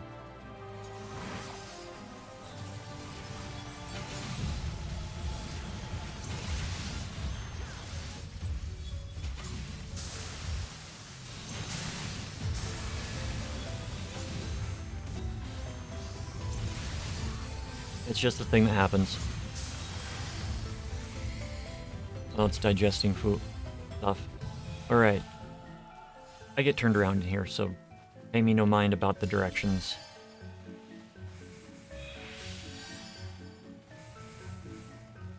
First boss. First boss, first boss, first boss. Arachne?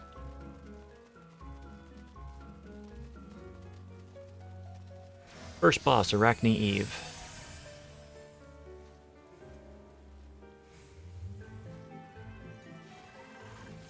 Okay, Gunbreaker's gonna pull.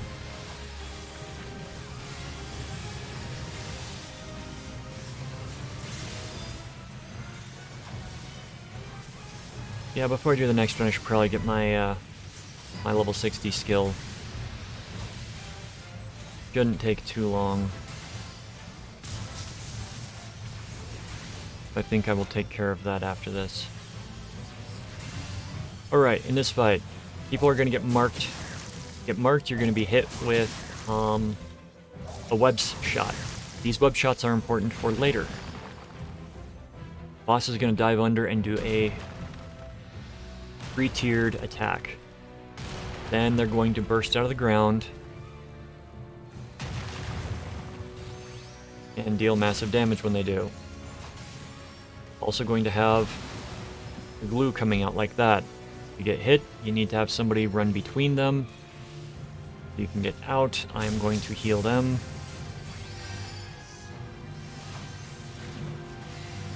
Alright. So, boss is going to create a web above. We get thrown up. As the tank, your job up here is twofold.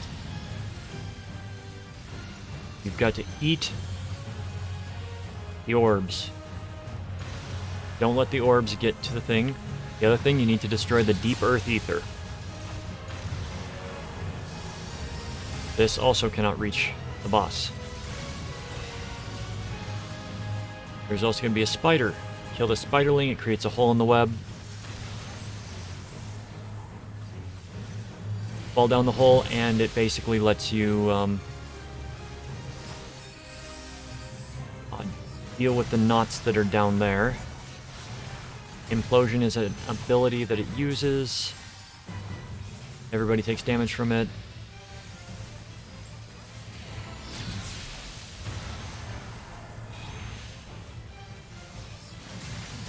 So underneath what's going on right now is there are ads that are running around, and the ads need to be tanked, but there are basically silk knots that need to be destroyed as well.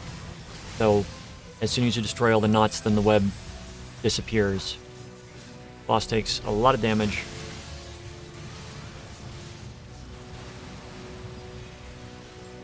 Okay, somebody's doing it.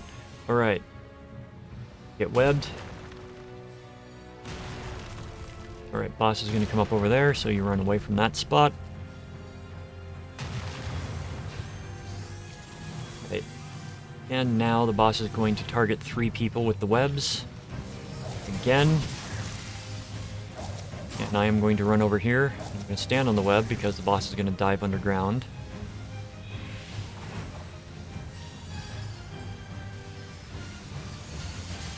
Always stack for that symbol. Dark Spike is a tank buster attack. So keep an eye on that. Run afeared. Turn away. It is a sight-based fear. You will run around feared for a few seconds if you get hit by it. Dark Spike again. They may not dive. They would have to send out the webs right now.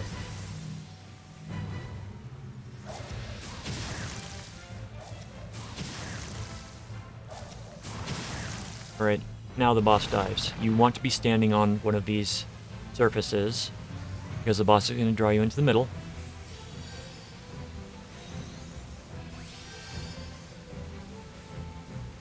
And then burst out and deal a lot of damage to anybody that's there.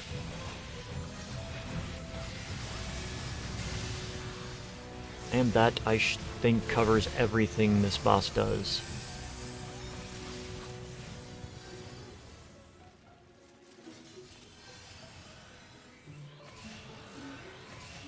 Yay. Finally getting some glamour armor.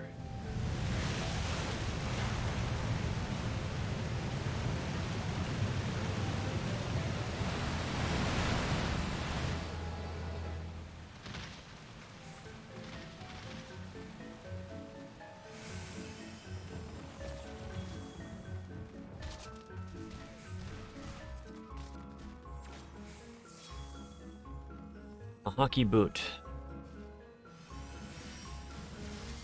So yeah, you just kill those. There are going to be ads that come up from either side. One tank will pick up the ghost.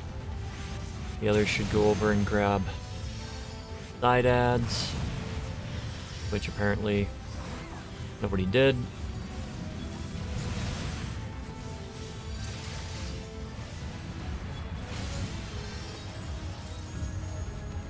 Alright. Moving on.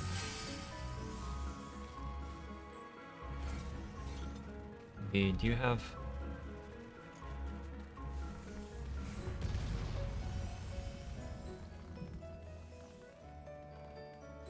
They're gonna grab all the boots. Sounds like it's starting to rain again. Real life, not in game. Some hockey ghosts. Kinda wanna stack together.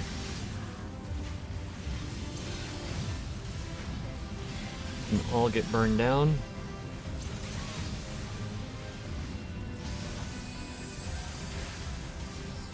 And I will enjoy explaining this next boss. No sarcasm, this next boss takes a lot of explanation.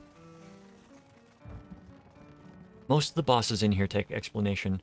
If you need a refresher, I should have information in the video text.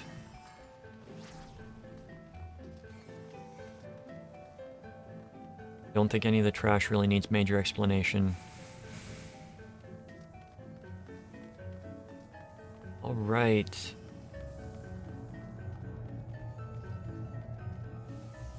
Orgle. Ancient man sitting on a chair. Sitting on an orb, those were his legs. Alright, so first thing to know about this boss. He will raise the dead. These little pools of green on the ground. You want to gather up all of these enemies if you can. Avoid the range crippled line of sight, triple line attacks. You want to get those guys dead. You do not want to stand in the green during the first part of this fight.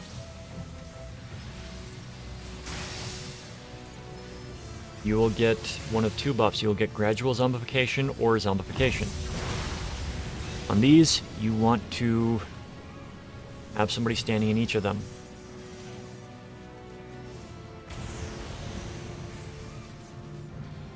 Triple line attack that just went out. If you don't have people standing in all of those, then you are going to take raid-wide damage from each one that is not stood in. Alright, you get the red thing, you need to stack with people that have the red thing above their head, or you get turned into a frog like that person did. We call them the Doritos. The red Dorito over your head means you have to stack with others with the same mark. Okay, we've got the four orbs? We've got the 4 orbs out. They will gradually go off, and all the dead bodies that are in here are going to get summoned to the center, and they are going to be turned into ads. 3 ads are going to spawn. As a tank, I grab one and pull it off to the side. Everybody should be focusing down the succubi. You don't want to stack them on each other. The one over there does have the tail wipe, so it's usually the second one killed. The one I've got is the one that tends to be the last killed.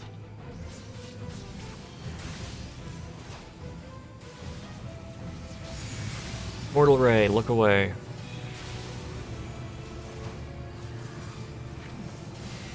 Okay. We got a couple people that are doomed.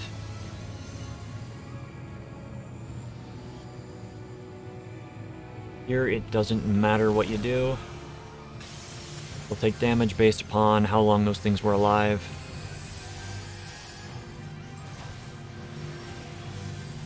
Right, Necro Purge. Alright, this time you want to stand in one stack. You see how they overlap? Do not stand in more than one layer of it. Stay standing until you get the partial zombification debuff. Because Megadeth will go out. If you do not have it, you will die instantly.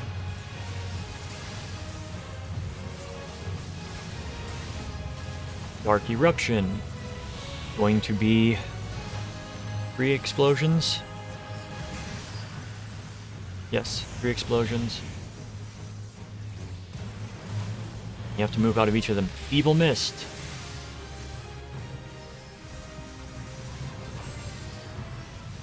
Evil Mist went out. Megadeth. Go stand near one of the green orbs while Megadeth is being cast. Pay attention to where the green orbs are.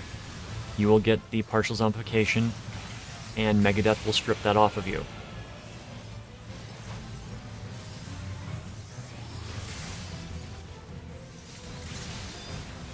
Are we going to get to the next? Hellwind. This is the one you want to pay attention to. As soon as it goes out, everybody's health drops to 0. And usually the tank dies.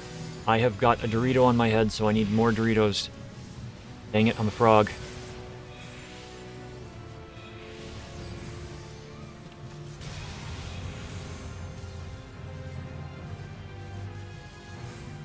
So I am tanking, but I am a frog.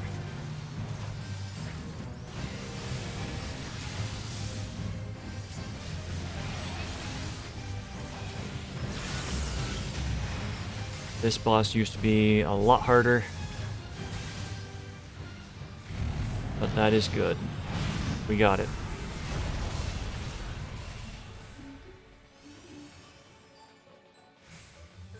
Those were all of the mechanics. I was hoping that we were going to be able to get to the skill that drops everybody's health down to 1.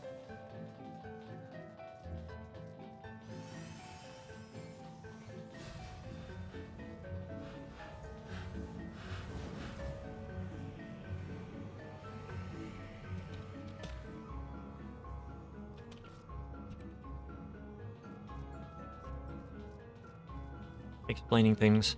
Alright. This little bit of trash. Somebody pull. So, B-Tank tanks this guy. Usually like this. The other tanks have to go off and deal with those spots. So they're going to be ads that will spawn over here. They need to be... yeah, they need to be killed. They need to be picked up, tanked, and killed. It's going to happen on both sides. Once they're dead, the shield is going to drop. You need to have somebody back here on this button. You need to have somebody on this button here, and one on this button over here. Because... boss is going to start casting something. The buttons are going to become live. And the only way to survive it is if we have the shield. Which we can only get if all 3 buttons are used. And usually these days he doesn't survive casting the epigraph.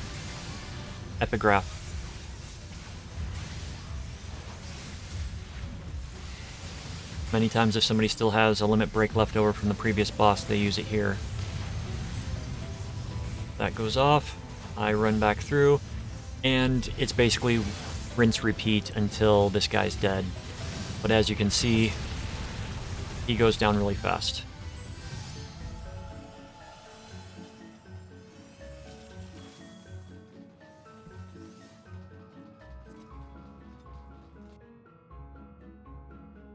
Raining again.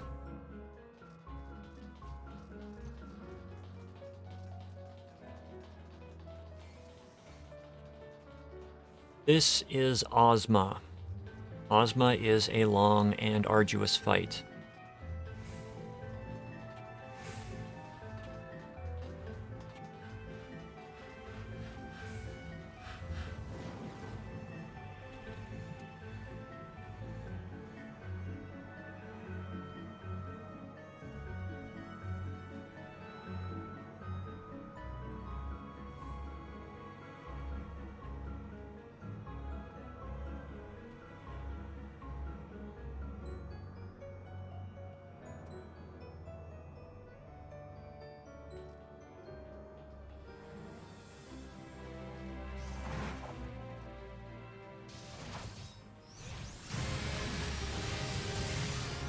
So Ozma, there are things to be paying attention to.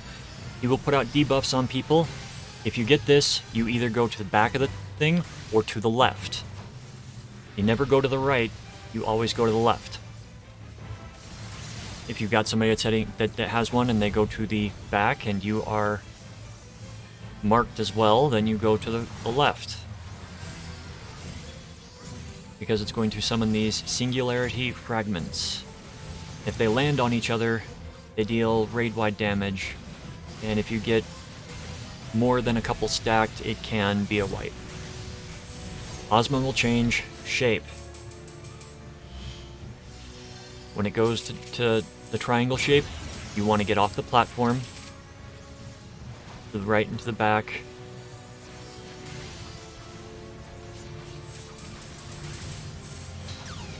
When it goes to circle, usually it starts the black hole after the first transition there.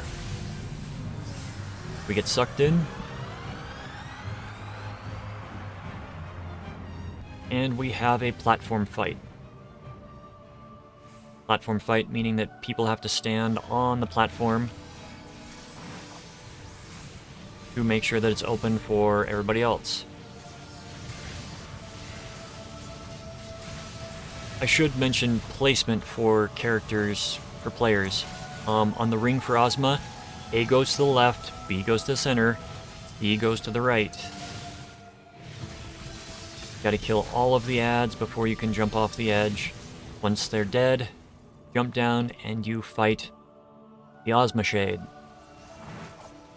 Now pay attention to the Ozma Shade's casting. Ozma Shade is going to start casting an ability, Assimilation, sight-based, so you turn around, then you turn right back around and start beating the crap out of it again. If you get hit with it, you'll get a stacking debuff that goes up as long as you're looking at Ozma Shade. Once you come out, you will have about 20 seconds to do as much damage to the boss as you can.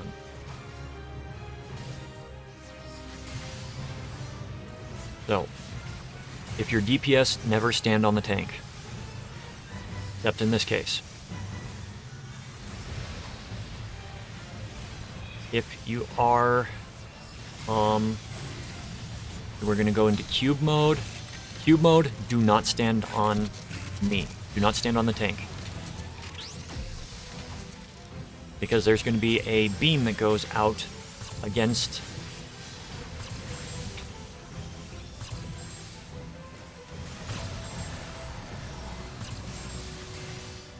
the Dragoon there. Okay, I told him don't stand on me, and he moved. You will also get debuffs during this section. One will cause damage to you for every action that you take. Another one is a bleeding damage that will gradually stack. We're going to get the second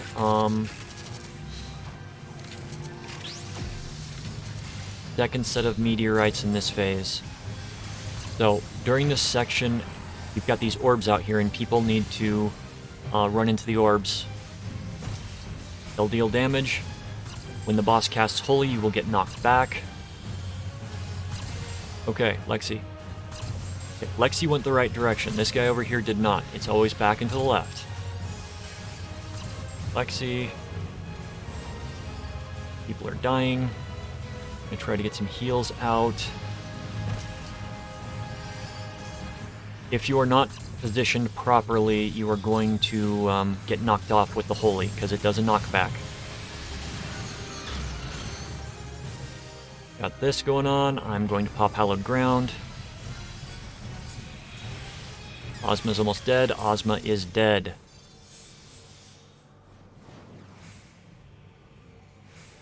So, everything in that fight, I did not get to go over everything, because there's a lot in that fight.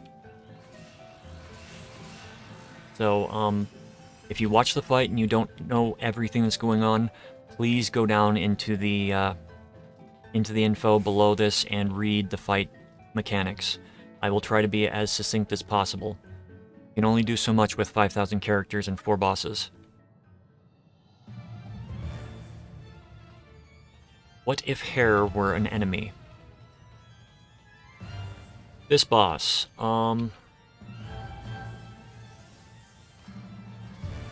Calofisteri. I still don't have this minion on my main character, so I'm gonna laugh if I get it on this one. So for Calofisteri, has charging attacks, has hair attacks. Pay attention to the hair. You see the tendrils there? Depending upon the tank, some will like to turn the boss, others rely on the DPS to do what they're supposed to be doing. So pay attention to the boss. I will try to show you what I'm talking about. Hair extensions. Yep. So you see, that side becomes a claw. So we run over to this side, because that side is going to get a massive damage hit.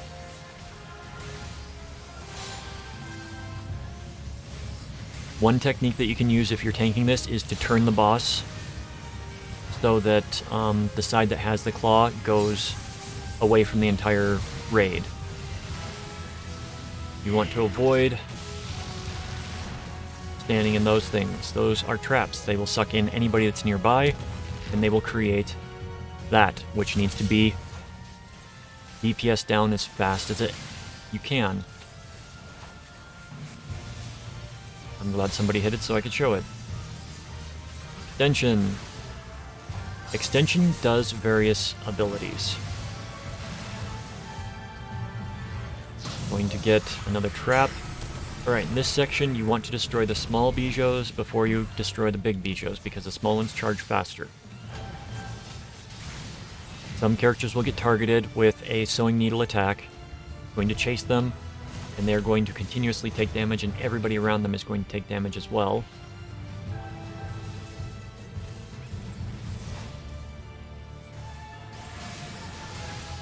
So run away if you get marked with the sewing needle attack.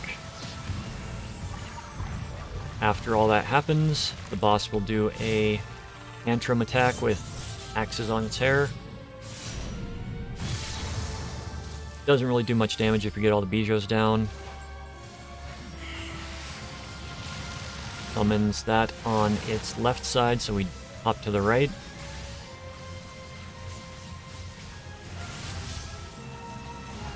It's always good to be standing near the butt of this boss and paying attention to what it's doing. Here comes Extension again. This time it's going to summon some extensions that will have different shapes. Got an axe. You want to be by the base or far away from it. If it's got a hammer on it, you do not want to be standing next to it. So, boss looks like they're going to be doing depth charge soon. Nope. Another extension. So, this one, look away from the boss, because you will get knocked back, and then you'll get knocked into the air. If you're looking towards the boss when that depth charge is going out now, if you're looking at the boss when it summons the 6 location hammers, then you're going to get drawn into the boss. If you're looking away, you'll get pushed away from the boss. Depth charge, she'll charge in one direction and then do the side attack with the hair. She's going to summon two claws out of the ground. You don't want to be standing in the crossfire of those 2 claws, because they are going to attack and do that. And it will give you a stacking debuff.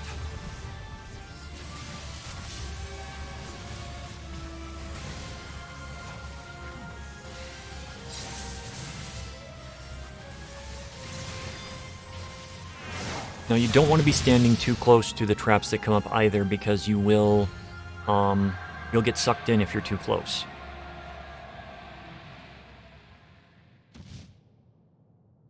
Right, so we got loot, need, read, pass, need. I'm going to pass on the cards because we are not going to be doing that on this character. Their commendations.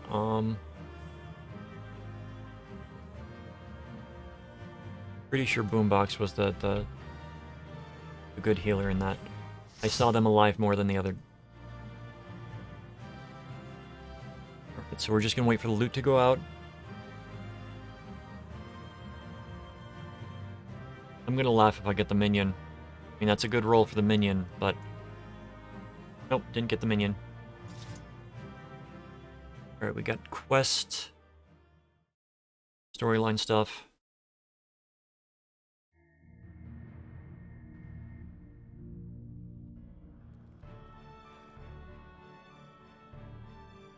Now, I don't think we're gonna go through, the final section of this tonight. I'll unlock it, but I'm not too keen on going through it, this late at night, because we're not gonna get...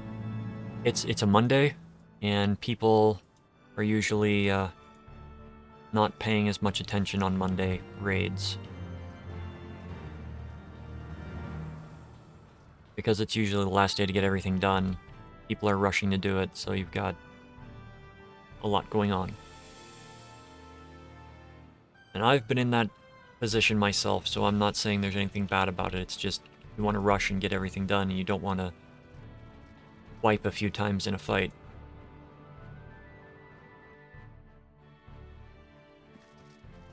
Leopard, just get these quests taken care of. So I can unlock... Oh, what is the last one called? There's a Void Ark. There's the Weeping City. Oh. I must have gone through the place like 100 times.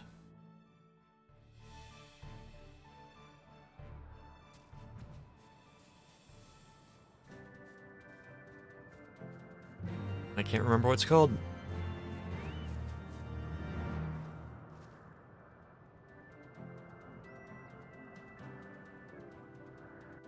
Well, that makes it easier.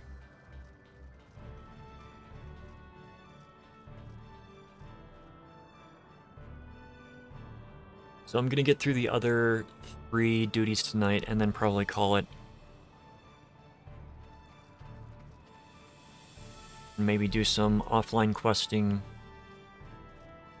to get my final skills so that that's ready for the next raid. And for Alexander, because it's going to be important for both of those things.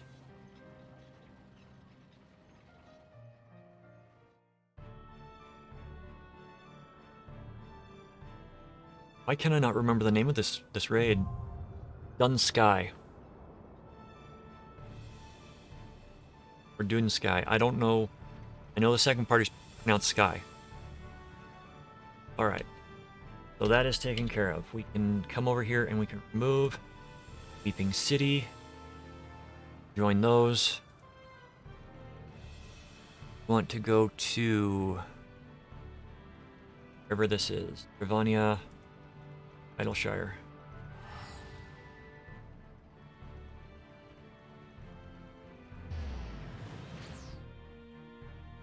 Night has been... Today has just been interesting. Had to re-encode one of the videos because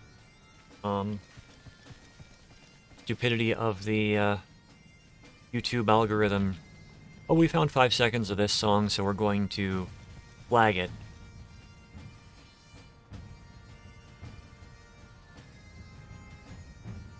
And I technically have the right to use it, but if I bring up a complaint with YouTube, it's going to be a mark against me because they technically have the copyright despite the blanket statement from Square Enix stating all the music is usable in videos.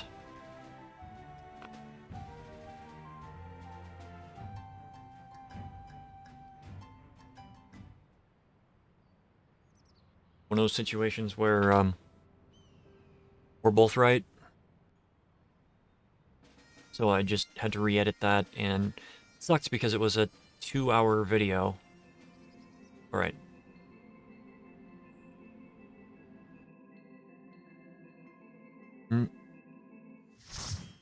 Never reap.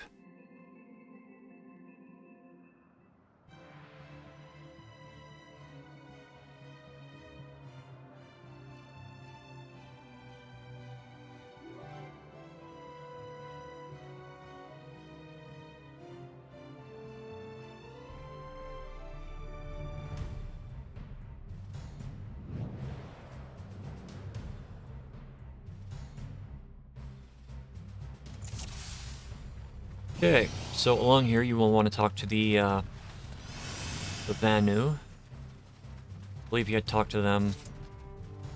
Then you just... Yes, you talk to the Vanu to get the Thunder Eggs. You place it on the altar. Then you get an air current. Along here you will find some air currents that are going to be... You'll find tornadoes, basically. And you'll want to tank outside of the tornadoes.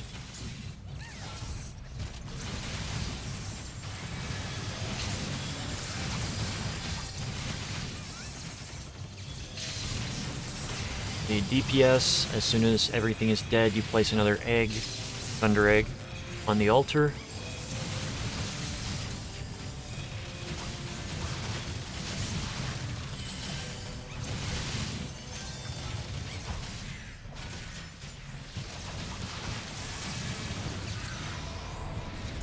Place an egg on the altar, and we jump in the middle.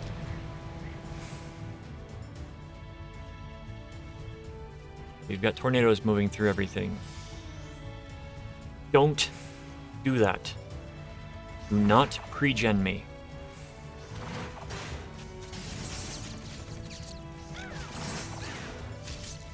Good way to get yourself killed.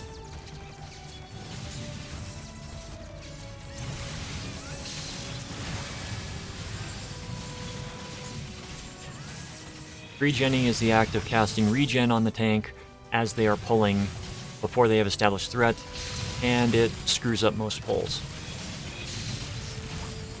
So I don't know. I'm going to check this character out.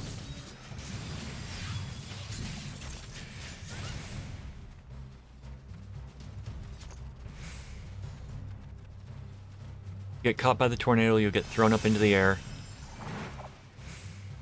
There are a few places that you can tank that are going to be safe. One of them. And this is the first one before the first boss, or last one before the first boss.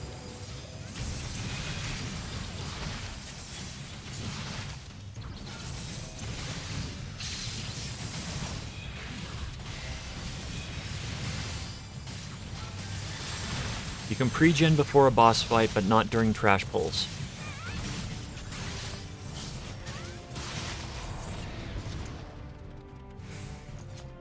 That, jump in this, get tanked to the center. Okay. Nunyanuk. Fun boss, fun boss. You don't need to tank him up against the wall. Tank him wherever. You're going to get the mist. When the mist comes up, you gotta run around and you gotta look for the boss. You've also got to, when somebody else hits the boss, you will see that they have engaged in combat and have stopped. So you want to run over and you want to kill the boss. You want to avoid the AoEs that are happening around you.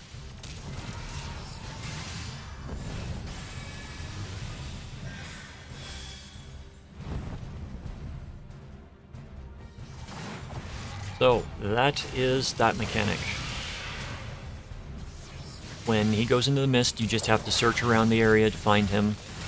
Once you find him, you just DPS that image down.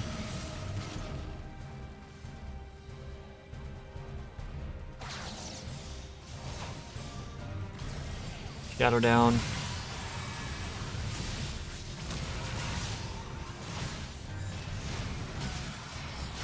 And you want to destroy the feathers too.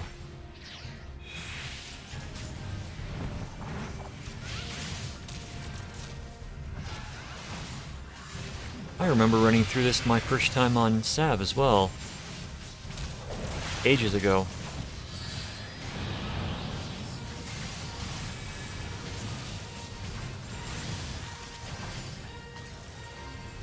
Okay. If you're lucky, you can get through it without the next group becoming active. Cloud Altar. Place a Thunder Egg. Alright.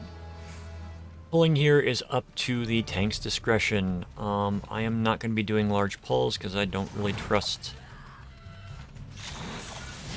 much here. You got totems here.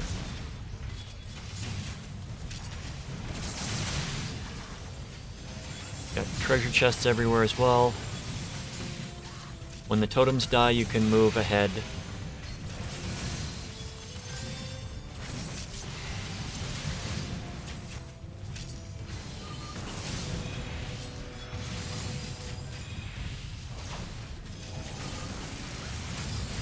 There's going to be a couple of... You've got the giant tree up there that you can pull. You gotta pull.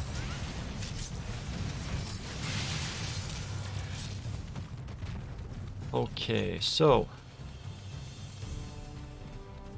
what you want to do... engage everything that comes near you. The Divine Wasps, or Divine Vespas.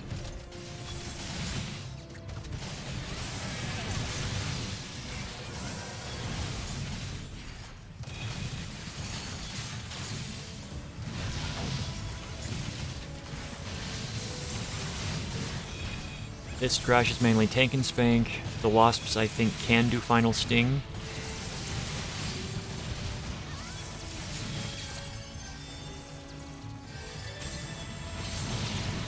I forget if they can or not, but yep, they can do final sting. That's why my life went down so dramatically right there. That's also why you don't want to pull everything all at once.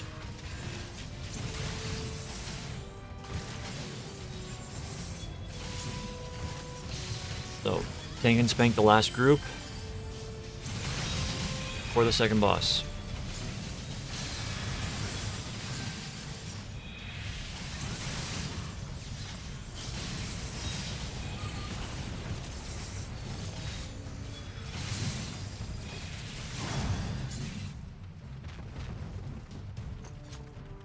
Alright, second boss.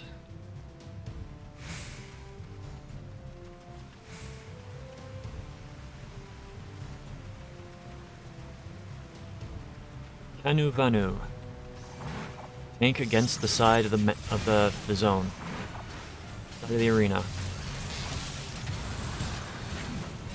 Boss is going to lay down totems that need to be moved.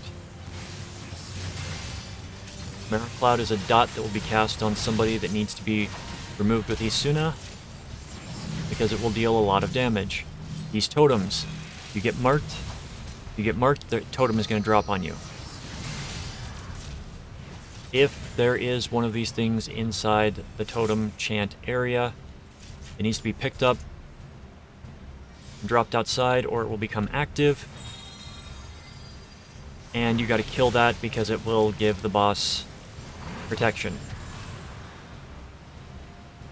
And that is a horrible grouping for those totems.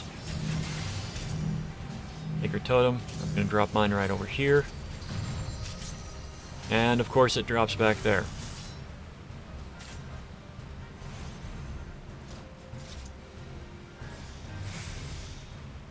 So this is just moving the totems out of the area and DPSing the boss. Marrow Cloud goes out onto Flipper. If that doesn't get Isuna'd, I'm going to heal them.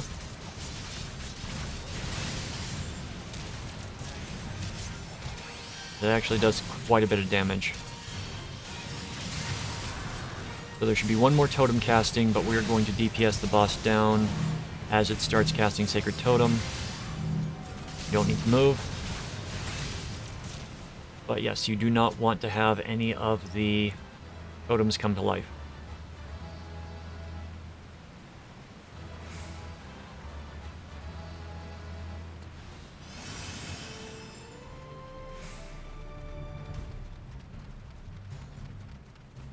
Okay, we've got the last Thunder Egg to use.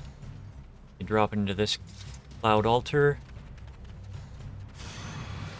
And we get stones from under the water. You do not want to stand in the water spouts. You can run through said spouts up until you reach the wall.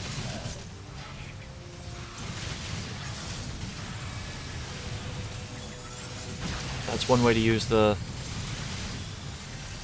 the limit break.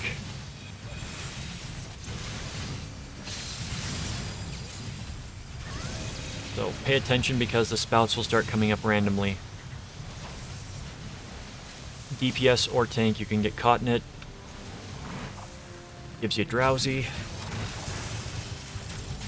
which is a water-based dot. Yep.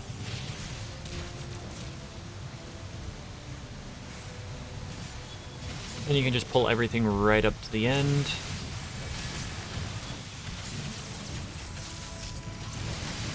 Sentinel, Rampart, Deltron. See, I tried moving out of it and I moved into two of them.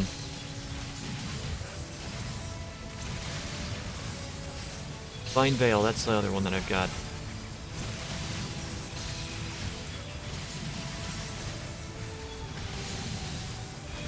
Alright.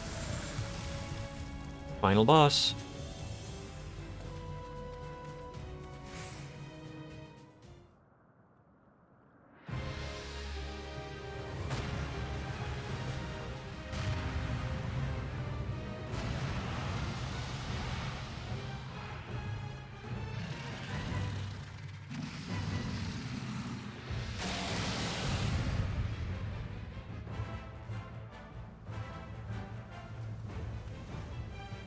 Alright, Volkian.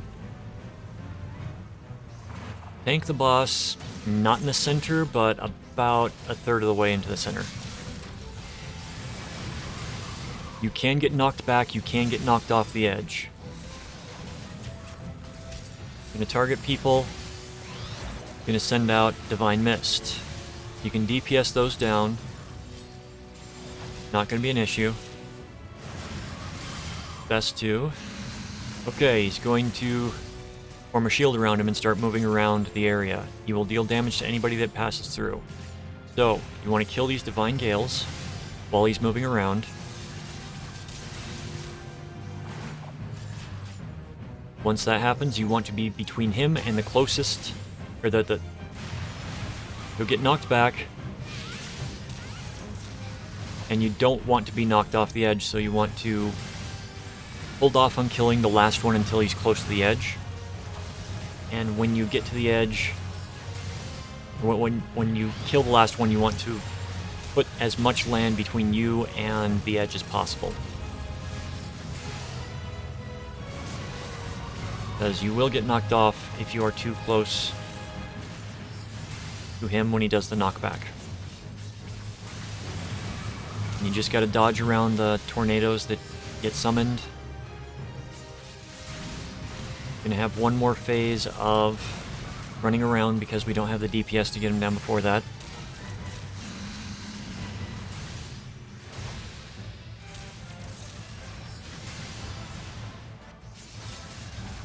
Nope. Not gonna let you hit me, not gonna let you hit me.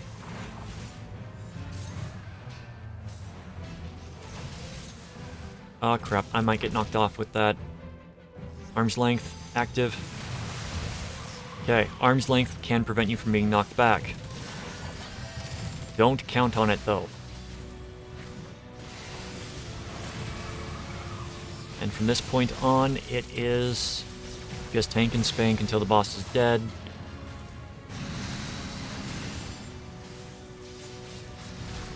He's gonna do another summon of his minion.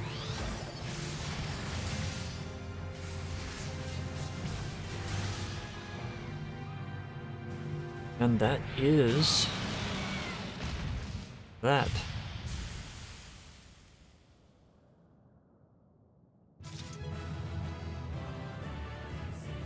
Never Reap completed.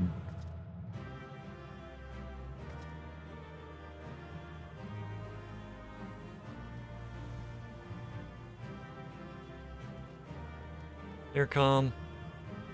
Flipper did good in that.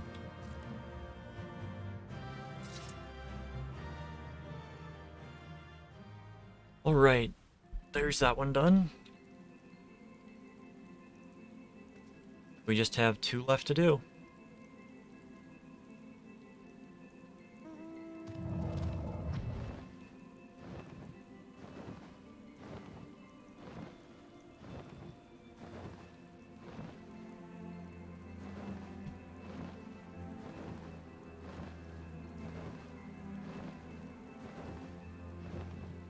We have to go back to Matoya?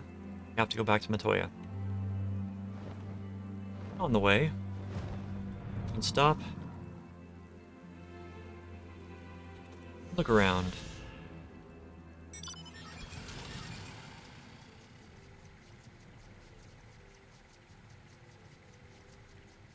Okay, yeah, I will do that. I will finish up these 2 dungeons, and at the end I will go and see if I can get through the Final Fantasy XV crossover event and get the mount for it.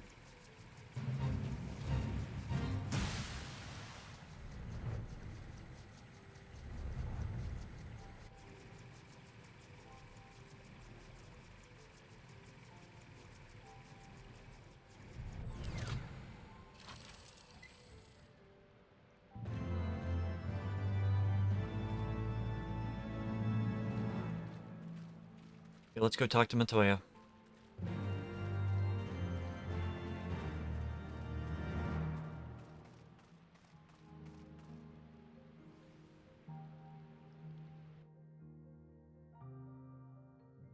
Need to get a lot of stuff done.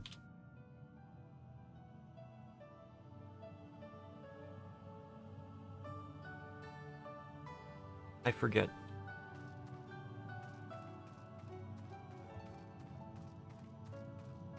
Okay.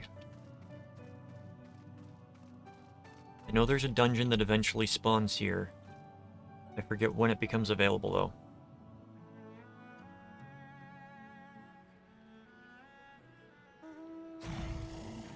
Alphanod outside Tailfeather.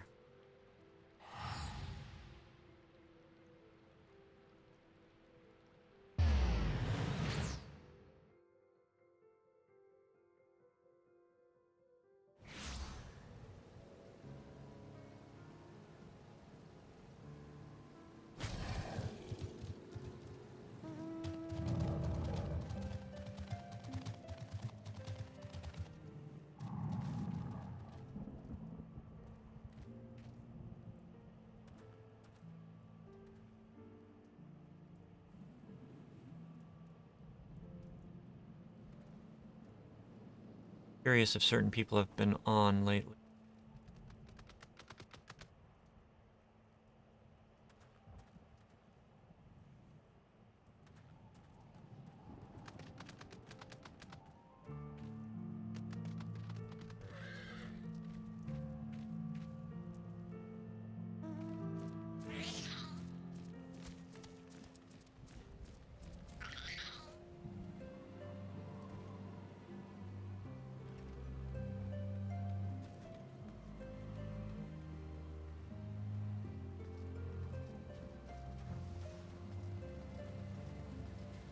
Hillskate, Skywatcher, Kester Ironheart, Gome, Virgome. That is not what we wanted. Oh, abandon. Not want to do that. We wanted to do this. Going by the minimap.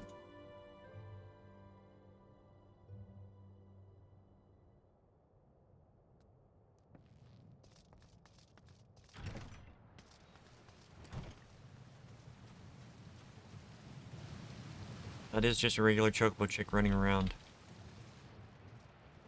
The menu you can get that's basically a chocobo chick.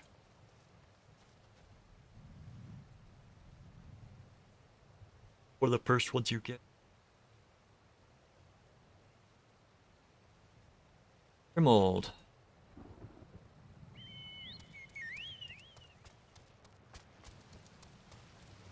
Right, Kryl, what do you have to say?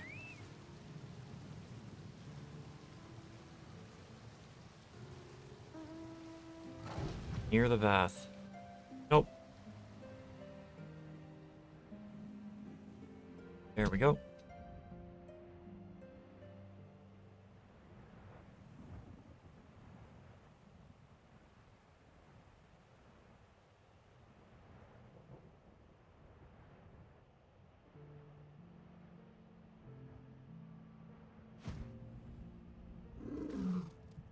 Destiny.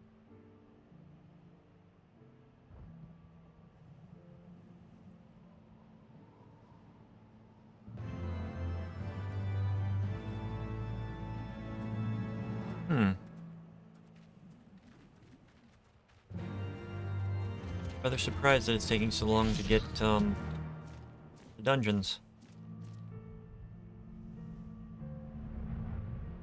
Okay with it though.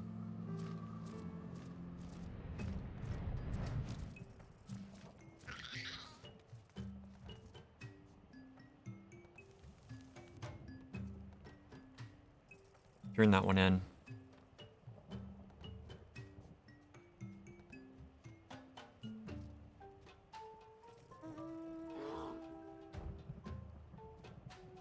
A little slow, a little late. Okay. One we want.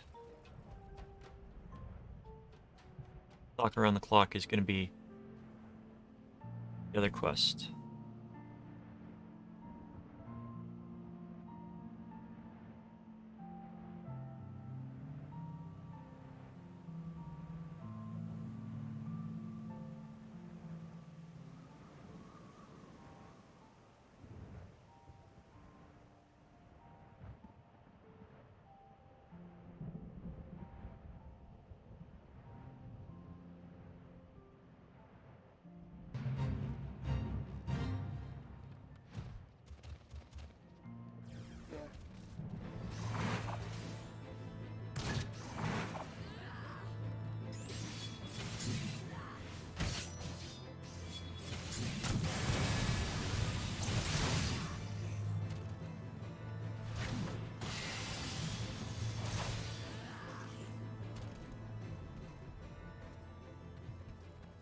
Here we go.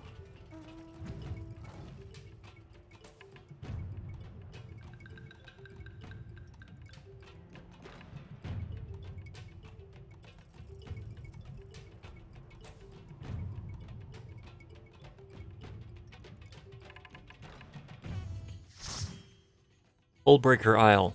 Hard.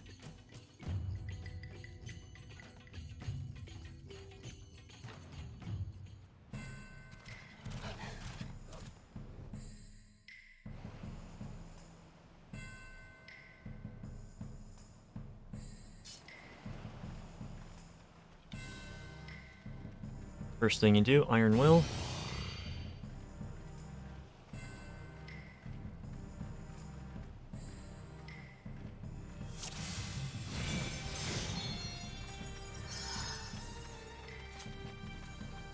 Okay. This dungeon, you really don't have anything to worry about with the trash. You just pull.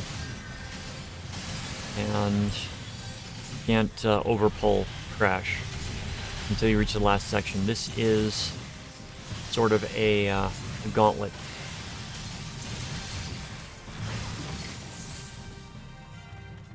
Okay, this guy. You want to pull him against the wall.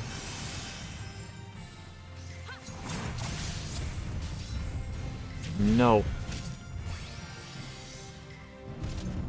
Well. There we go. Battlebirds should now come after me. Don't think I can stun that. Can stun that. You want to move out of the area because you've got that secondary thing there. Placed down by people around us.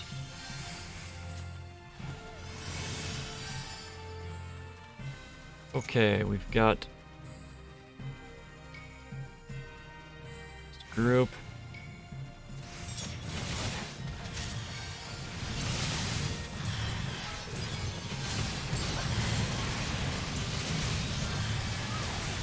So a lot of the Limsons have stocked this place up with stuff for training.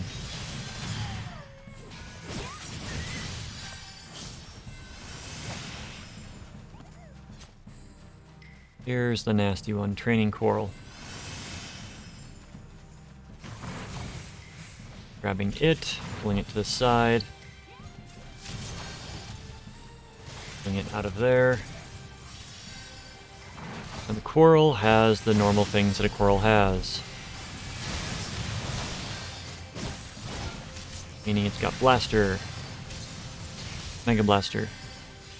So you basically just kite this trash out of the goop on the ground, even though the goop on the ground doesn't do as much as it used to. And we come to the first boss.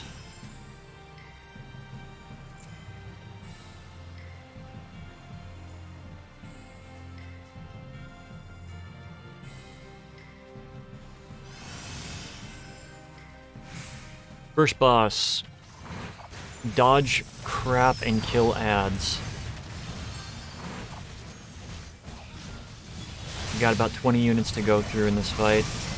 We'll count them, just to make sure how many we actually have. So there's 3.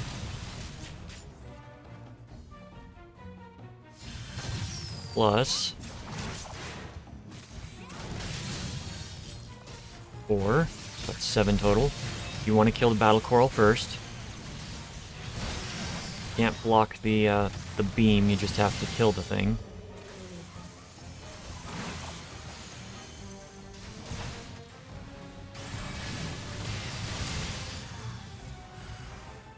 Another 4. So we're up to 11.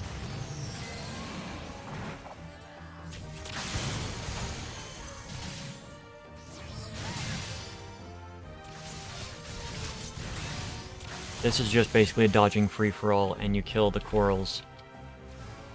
3, so we're up to 14. Oh, I'm sorry. We're up to 15. I didn't see the 4th. 15.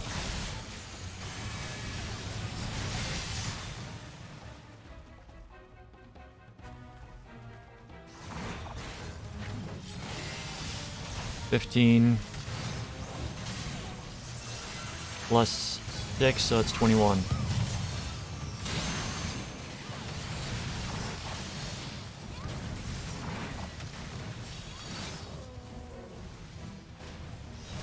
So I said about 20.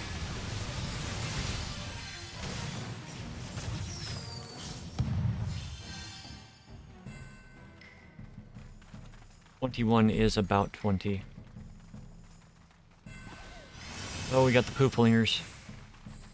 Jungle Sasquatch. Now this is a section where you can grab everything and pull them.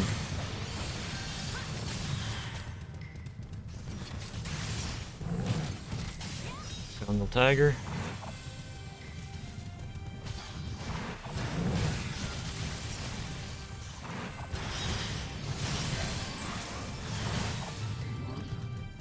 Alright, in this little tiny arena here, you're going to have the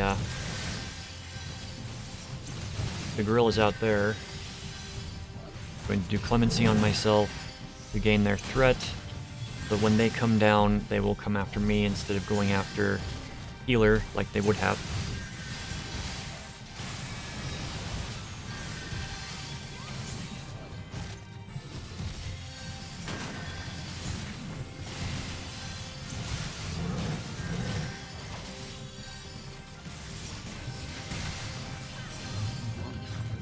Here they come.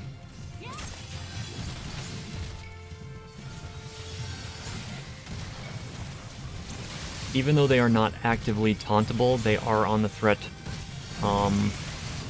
charts. So they will go after the healer if you don't immediately pick them up. Or in my case, casting Clemency, so that they will come after me. Since Clemency is a heal, and I've got my threat gen up, it generates a lot more than other characters' heals.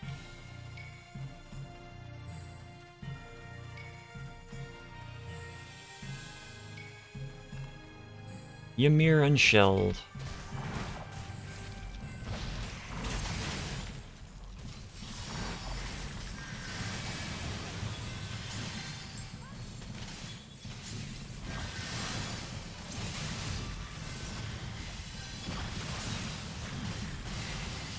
Fun mechanics on this next boss.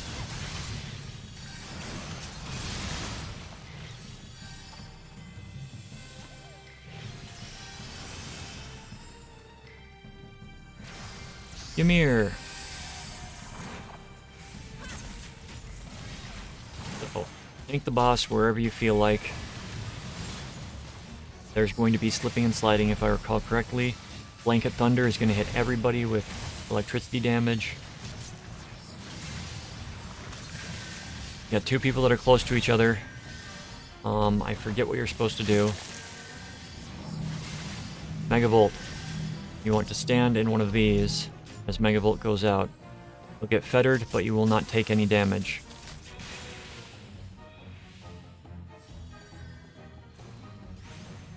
Ymir will change shells.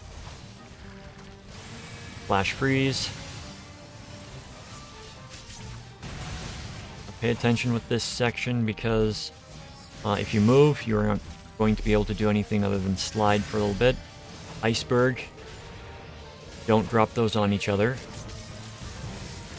That's going to cause a lot of damage if you do.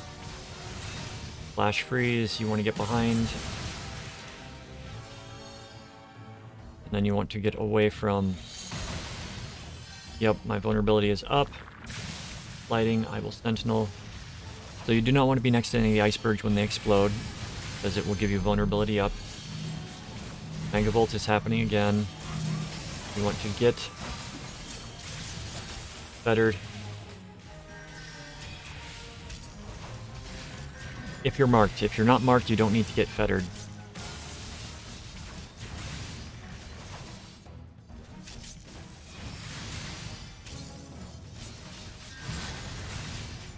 And that's kind of the fight.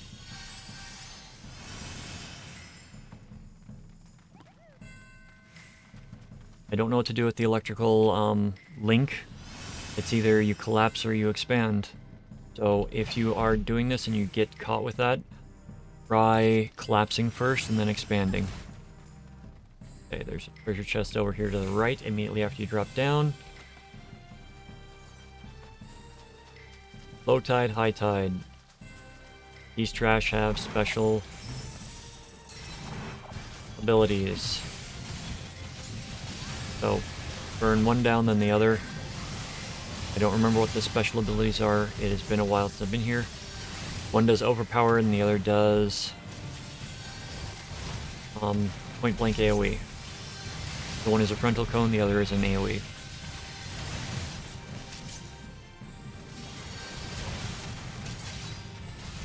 And he also does a frontal line. Further down, you move on to the next section. You want to take it over to the Lalafell first. The reason you want to go to the Lalafell is they're a ranged attacker, I thought. My mistake, it doesn't matter which one you go to. These are all melee. Next group has the ranger, I believe. No? Next one, it's Storm Commander Riki. Right. Riki's special skills, we'll see momentarily.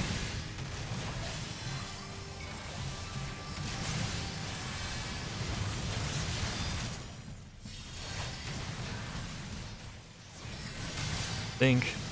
Barbaric Surge.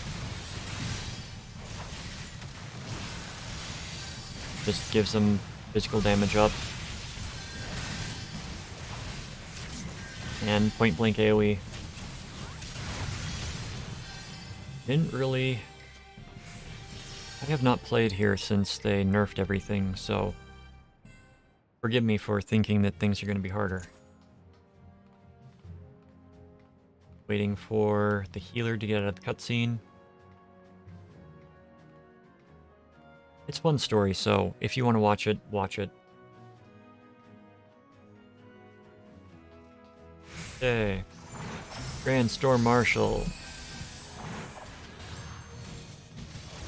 He is going to be summoning chests.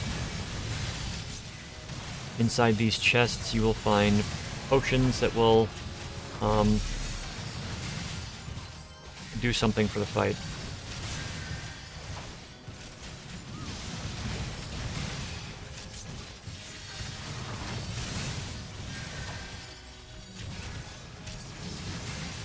Just the two-phase version.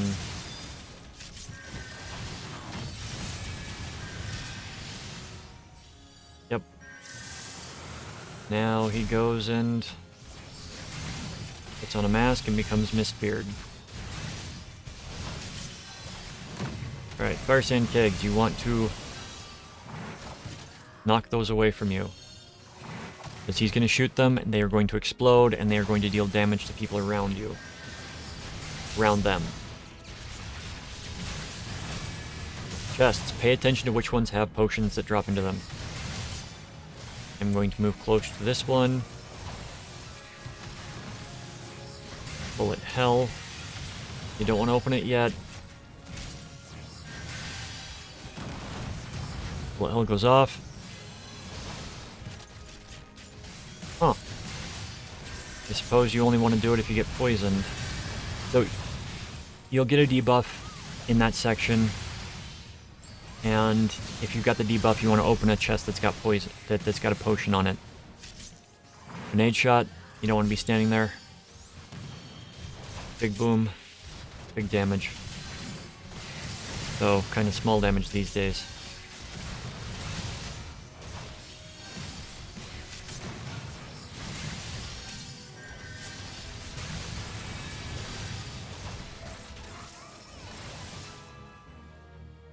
And that's Hullbreaker Isle, hard. We'll skip.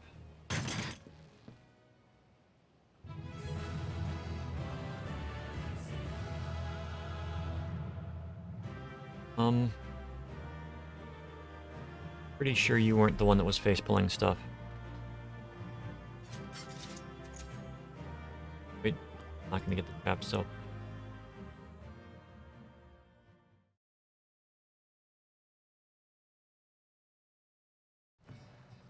And it drops us here.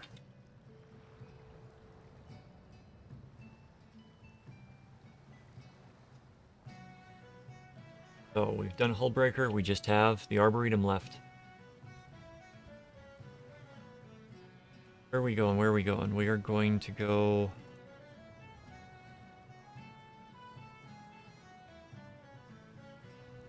We're not going to go there.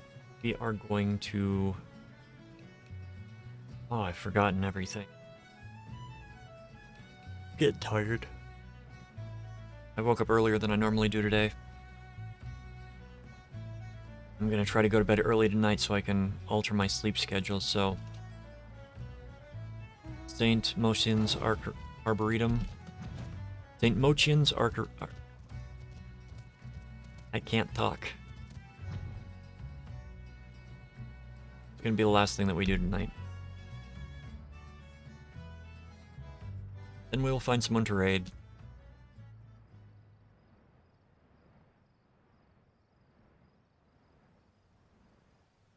I plan on raiding somebody that I don't think I've raided before. We'll see who's online.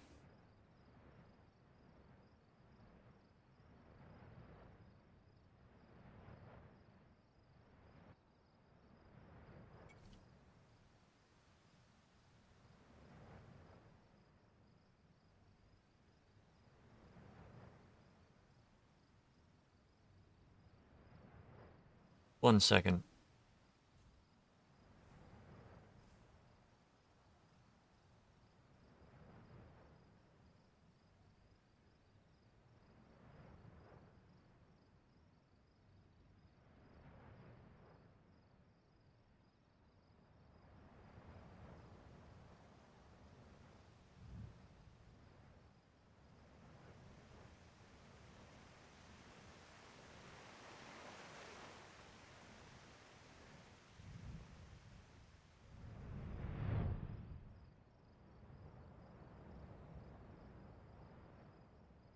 I remembered the other thing I was going to do. There is the event going on. I'm going to go find out where that event goes.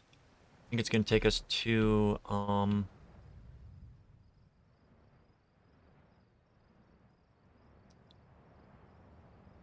Gridania. But we'll find out. Holiday events, special events, usually, there's a location in each city that they have the the setup. And if it's going on in one, then it should be going on in all. So why...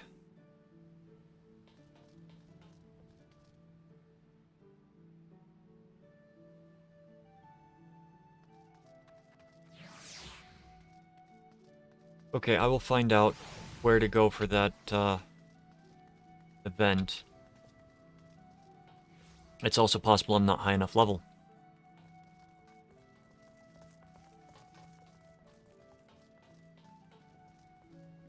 When I first started playing, they were doing a crossover event with Final Fantasy XIII. Well, they started doing it after I played, and I was making an alt at the same time. My alt did not get up to the high enough level to get all of the items because you had to progressively go through 4 different fates, and they were each different levels. And if you were below the level of the fate required, you would not get the drop. So you had to be level 50. This guy unlocks new hairstyles.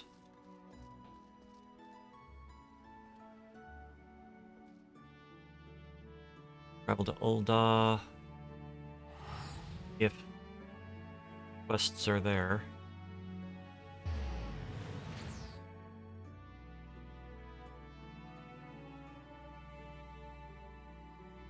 Worst comes to worst, I just look it up. Do it later.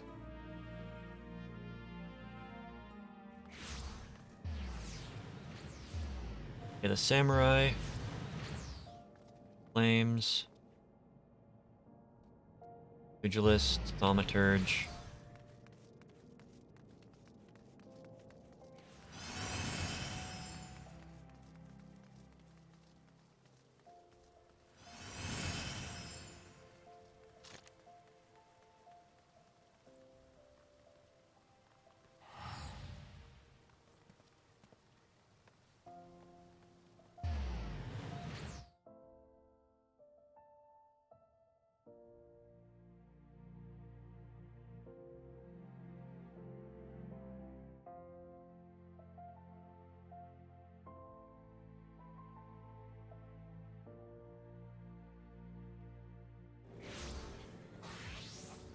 Allergies. Eyes go red, they start water. Carpenter. Gunbreaker.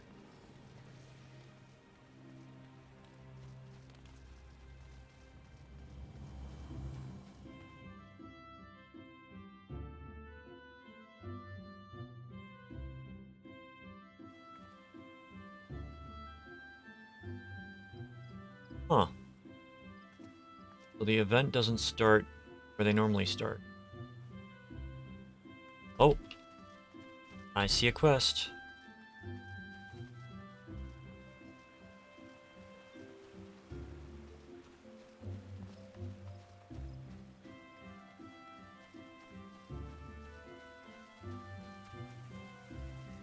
I want to go grab it before this pops.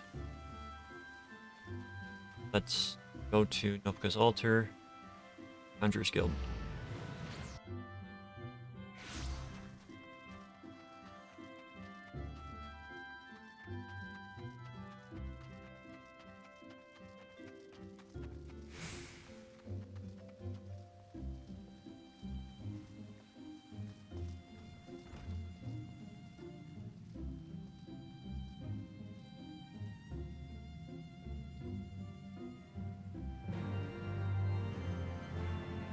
So that will open up Lost City of Amdapor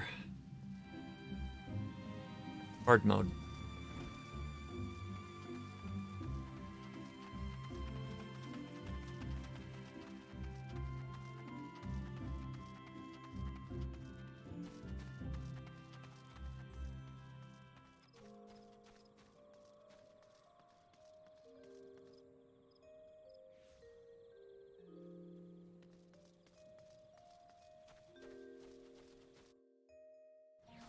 Always pays to look around.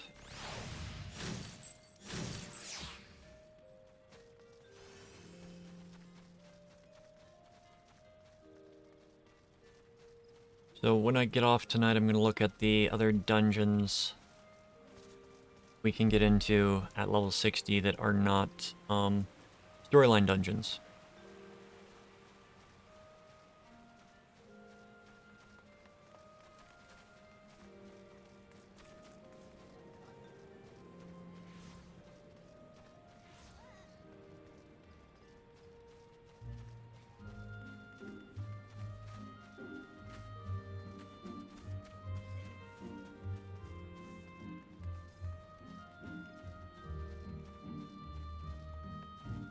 Wonder if those two are playing together. Somebody with our tag. Is that the dragon's one, or is that a different one? The dragon's one again.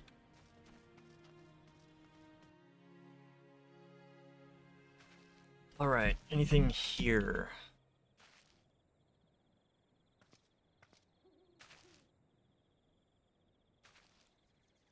South Shroud.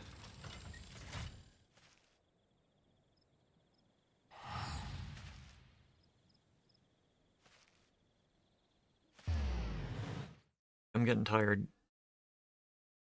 Doesn't pop by 10 minutes, I think. Call it. Got just a little bit longer to go.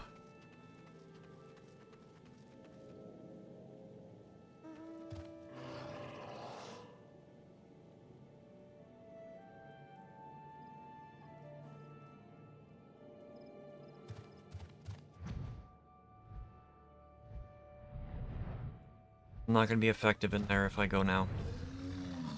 Finish this quest.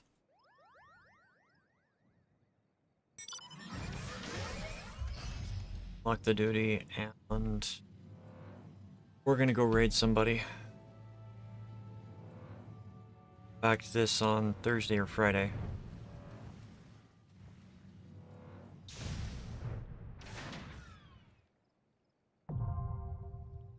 Of course. Alright. Saint Mostian's Arboretum.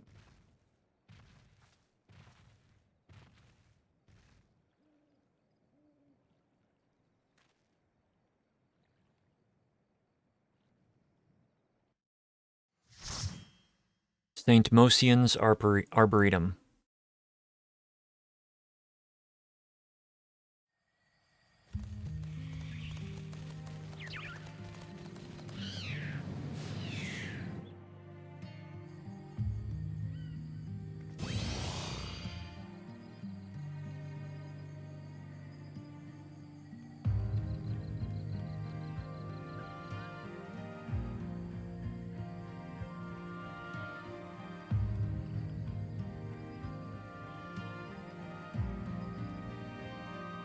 Into the healer. First time they've been here, but they've got 270 gear. Okay.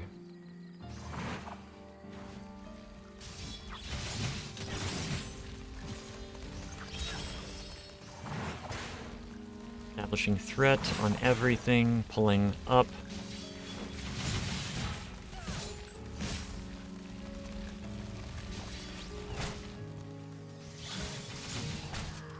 Okay, you get up here, pop cooldowns, heal yourself.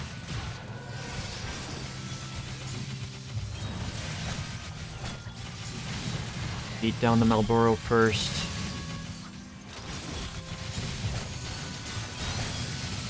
Okay.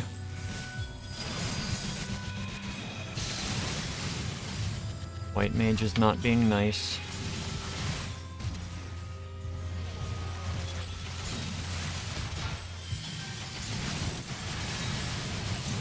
White mage was doing holy spam, which is acceptable, but there was something that could be stunned that could be interrupted. Right.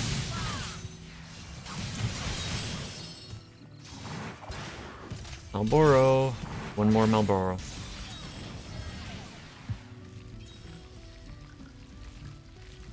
You're gonna get a few more that pop out here.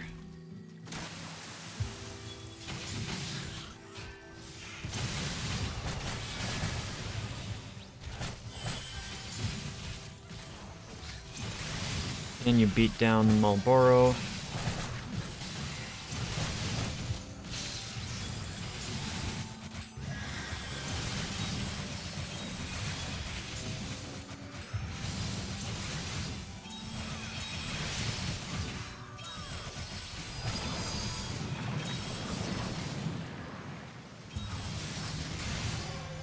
Okay, and we come to the first boss.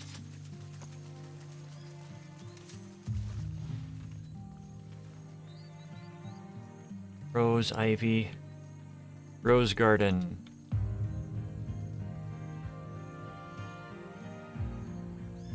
I think the boss in the middle. And pay attention to the ground, because attacks will be based upon the ground. The boss will be in the middle. Boss will do a prolonged spinning attack.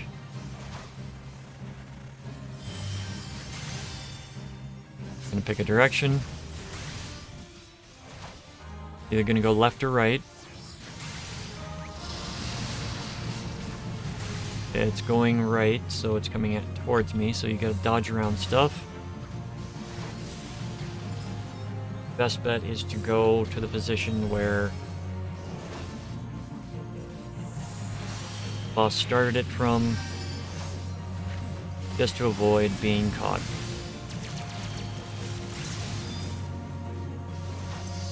Rose hips. Destroy the rose hips.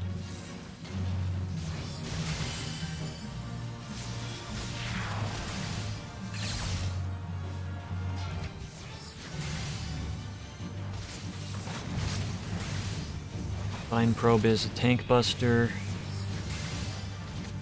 No charge, so just be ready to take damage from it. Sending out its little guys again, but it's gonna die.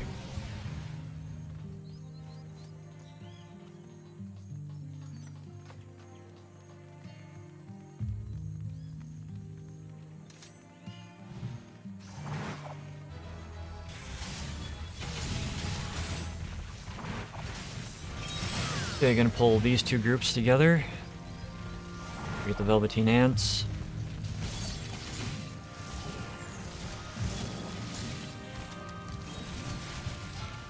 Slowed, that's why everything's going slowly.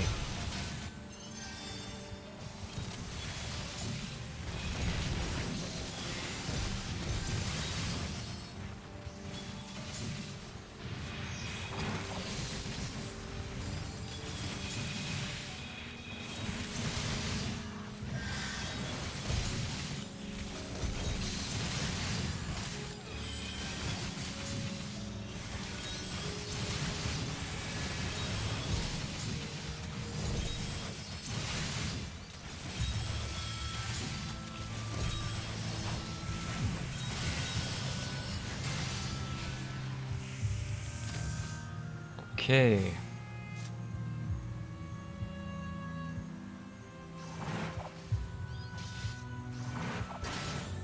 This is a nice little section. I'm going to... This section can be done one of two ways. You can either kill off everything, or destroy the honeycomb, and rush through.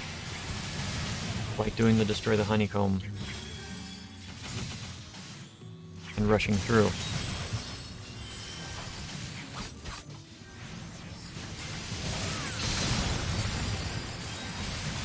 A lot of these ads here can be skipped or not. Dang it. Come on.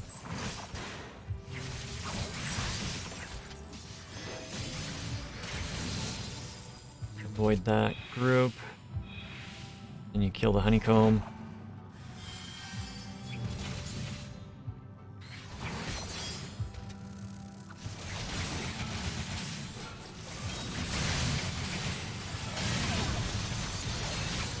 And I'm gonna pop Hallowed Ground. because they are ignoring the fact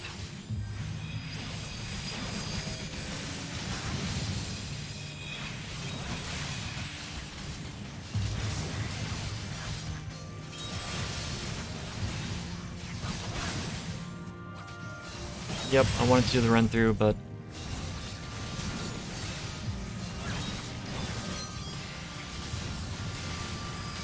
do that just to establish threat.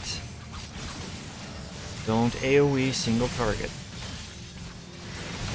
There you go. Running in.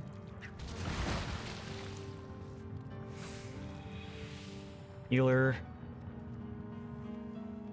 No wonder nothing was going on. The healer was not there.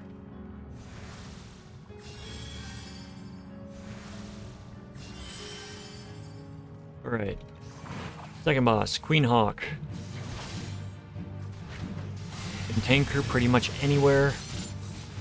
She's going to release pheromones into the air, which are going to summon bees in, wasps in. There's honey, so it's probably bees. Gonna toss down poison onto the ground. Pay attention to where the bees are on the outside.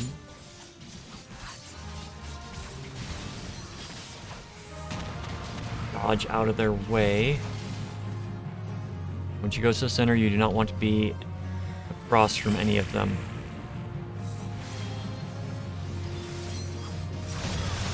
Never mind. That's a later attack. This one, they rush in and protect her.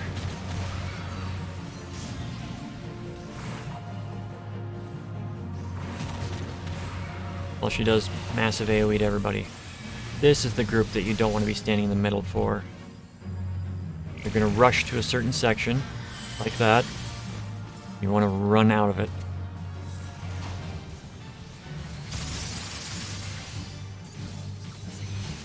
Got ahead of myself with the combat stuff, so don't think there's going to be another protector stage.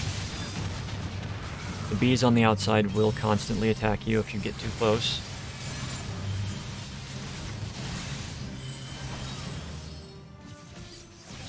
Sail.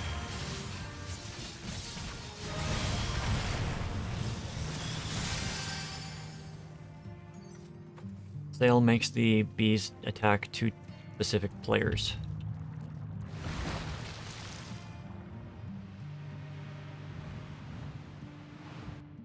Alright.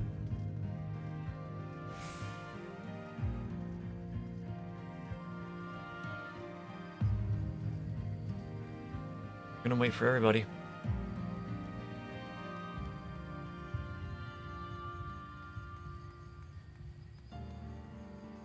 Everybody's down here now. Rule: never run ahead of the tank. Unless you are ready to tank everything that you potentially pull.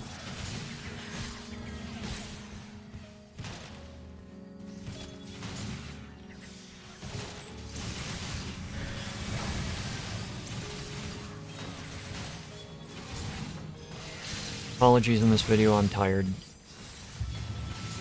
I was going to back out of this last second, but it popped. So if it is not up to par, I apologize.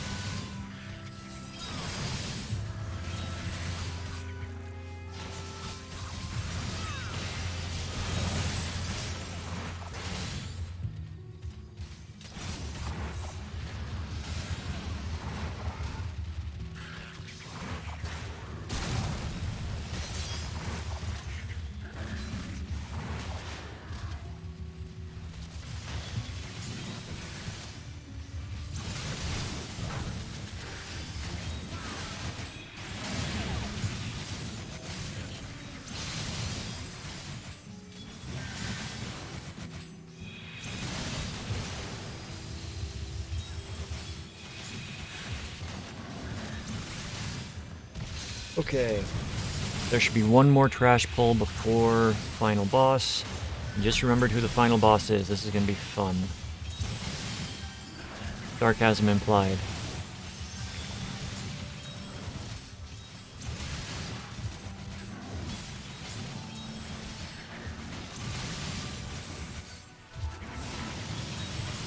I will try to give the rundown as if it's a new dungeon like always. If you haven't watched other videos, you just wanted to watch this one.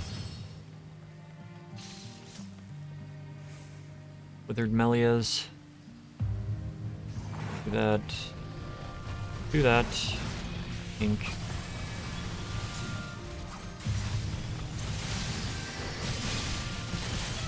Once these guys are down, we are at the final boss.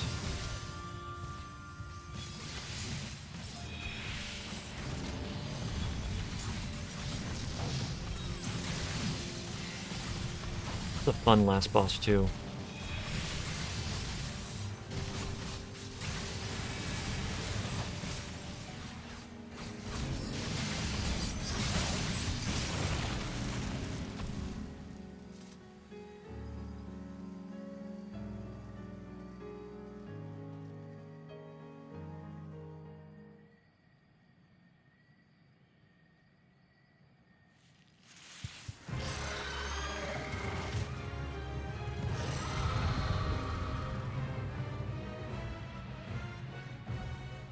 The big thing to watch out with this boss is a skill called Frond Afference.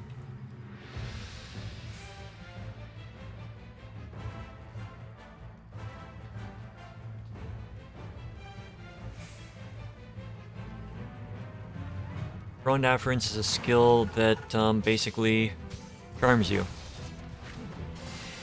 So you want to tank the boss in the middle. Atropine Spore. It's a ring centered around the boss.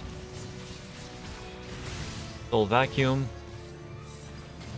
I believe this is raid-wide damage. It is. These guys, they're going to run to random locations. You don't want to be standing next to them because they are going to do point-blank AoE around themselves.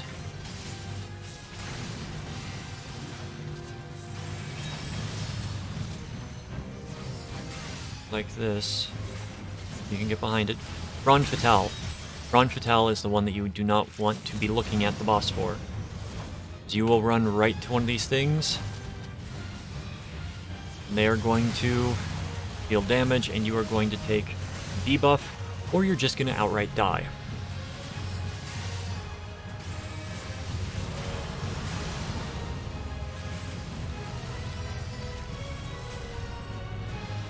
Boss runs to the middle. Summons a few more of those guys. They go off and deal damage. Soul Vacuum out again. More of the little guys pop out. Going to move.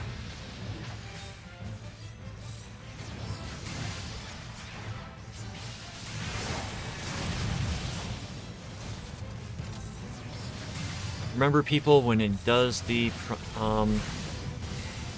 Atropine Spore, you're going to be taking damage. I will get that going off on them.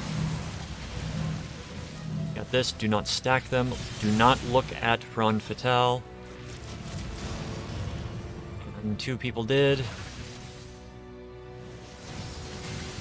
So we are going to toss out a heal to the healer. Soul Vacuum. Popping Sentinel. Going to heal the healer again.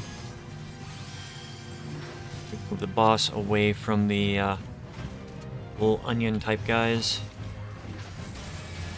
And boss is dead.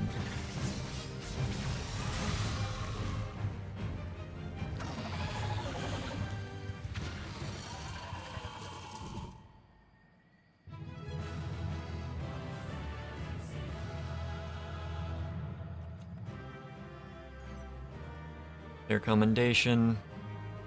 Yeah, no, not today. So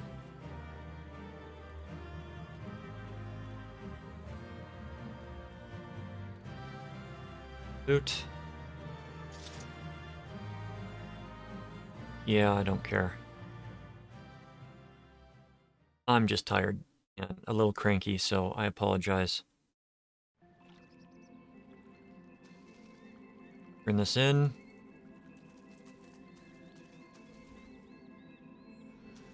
Kind of. And we are going to have an end of stream, so thank you everybody that stopped in. I hope that you have a wonderful evening. We are going to find someone to raid that I have not raided before. So let us see who is online.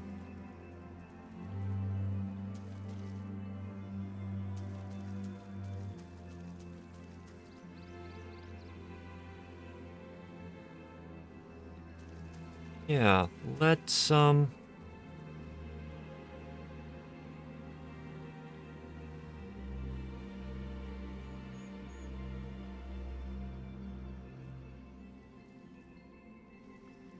to think if I've raided some of these people before. Well, Cuddly Cat Dad, I know for a fact I haven't raided him. Them.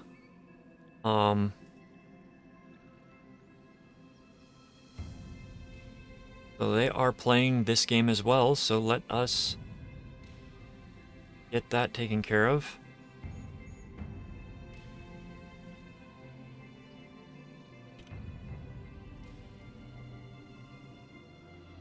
And I will see you again soon. Take care, everybody.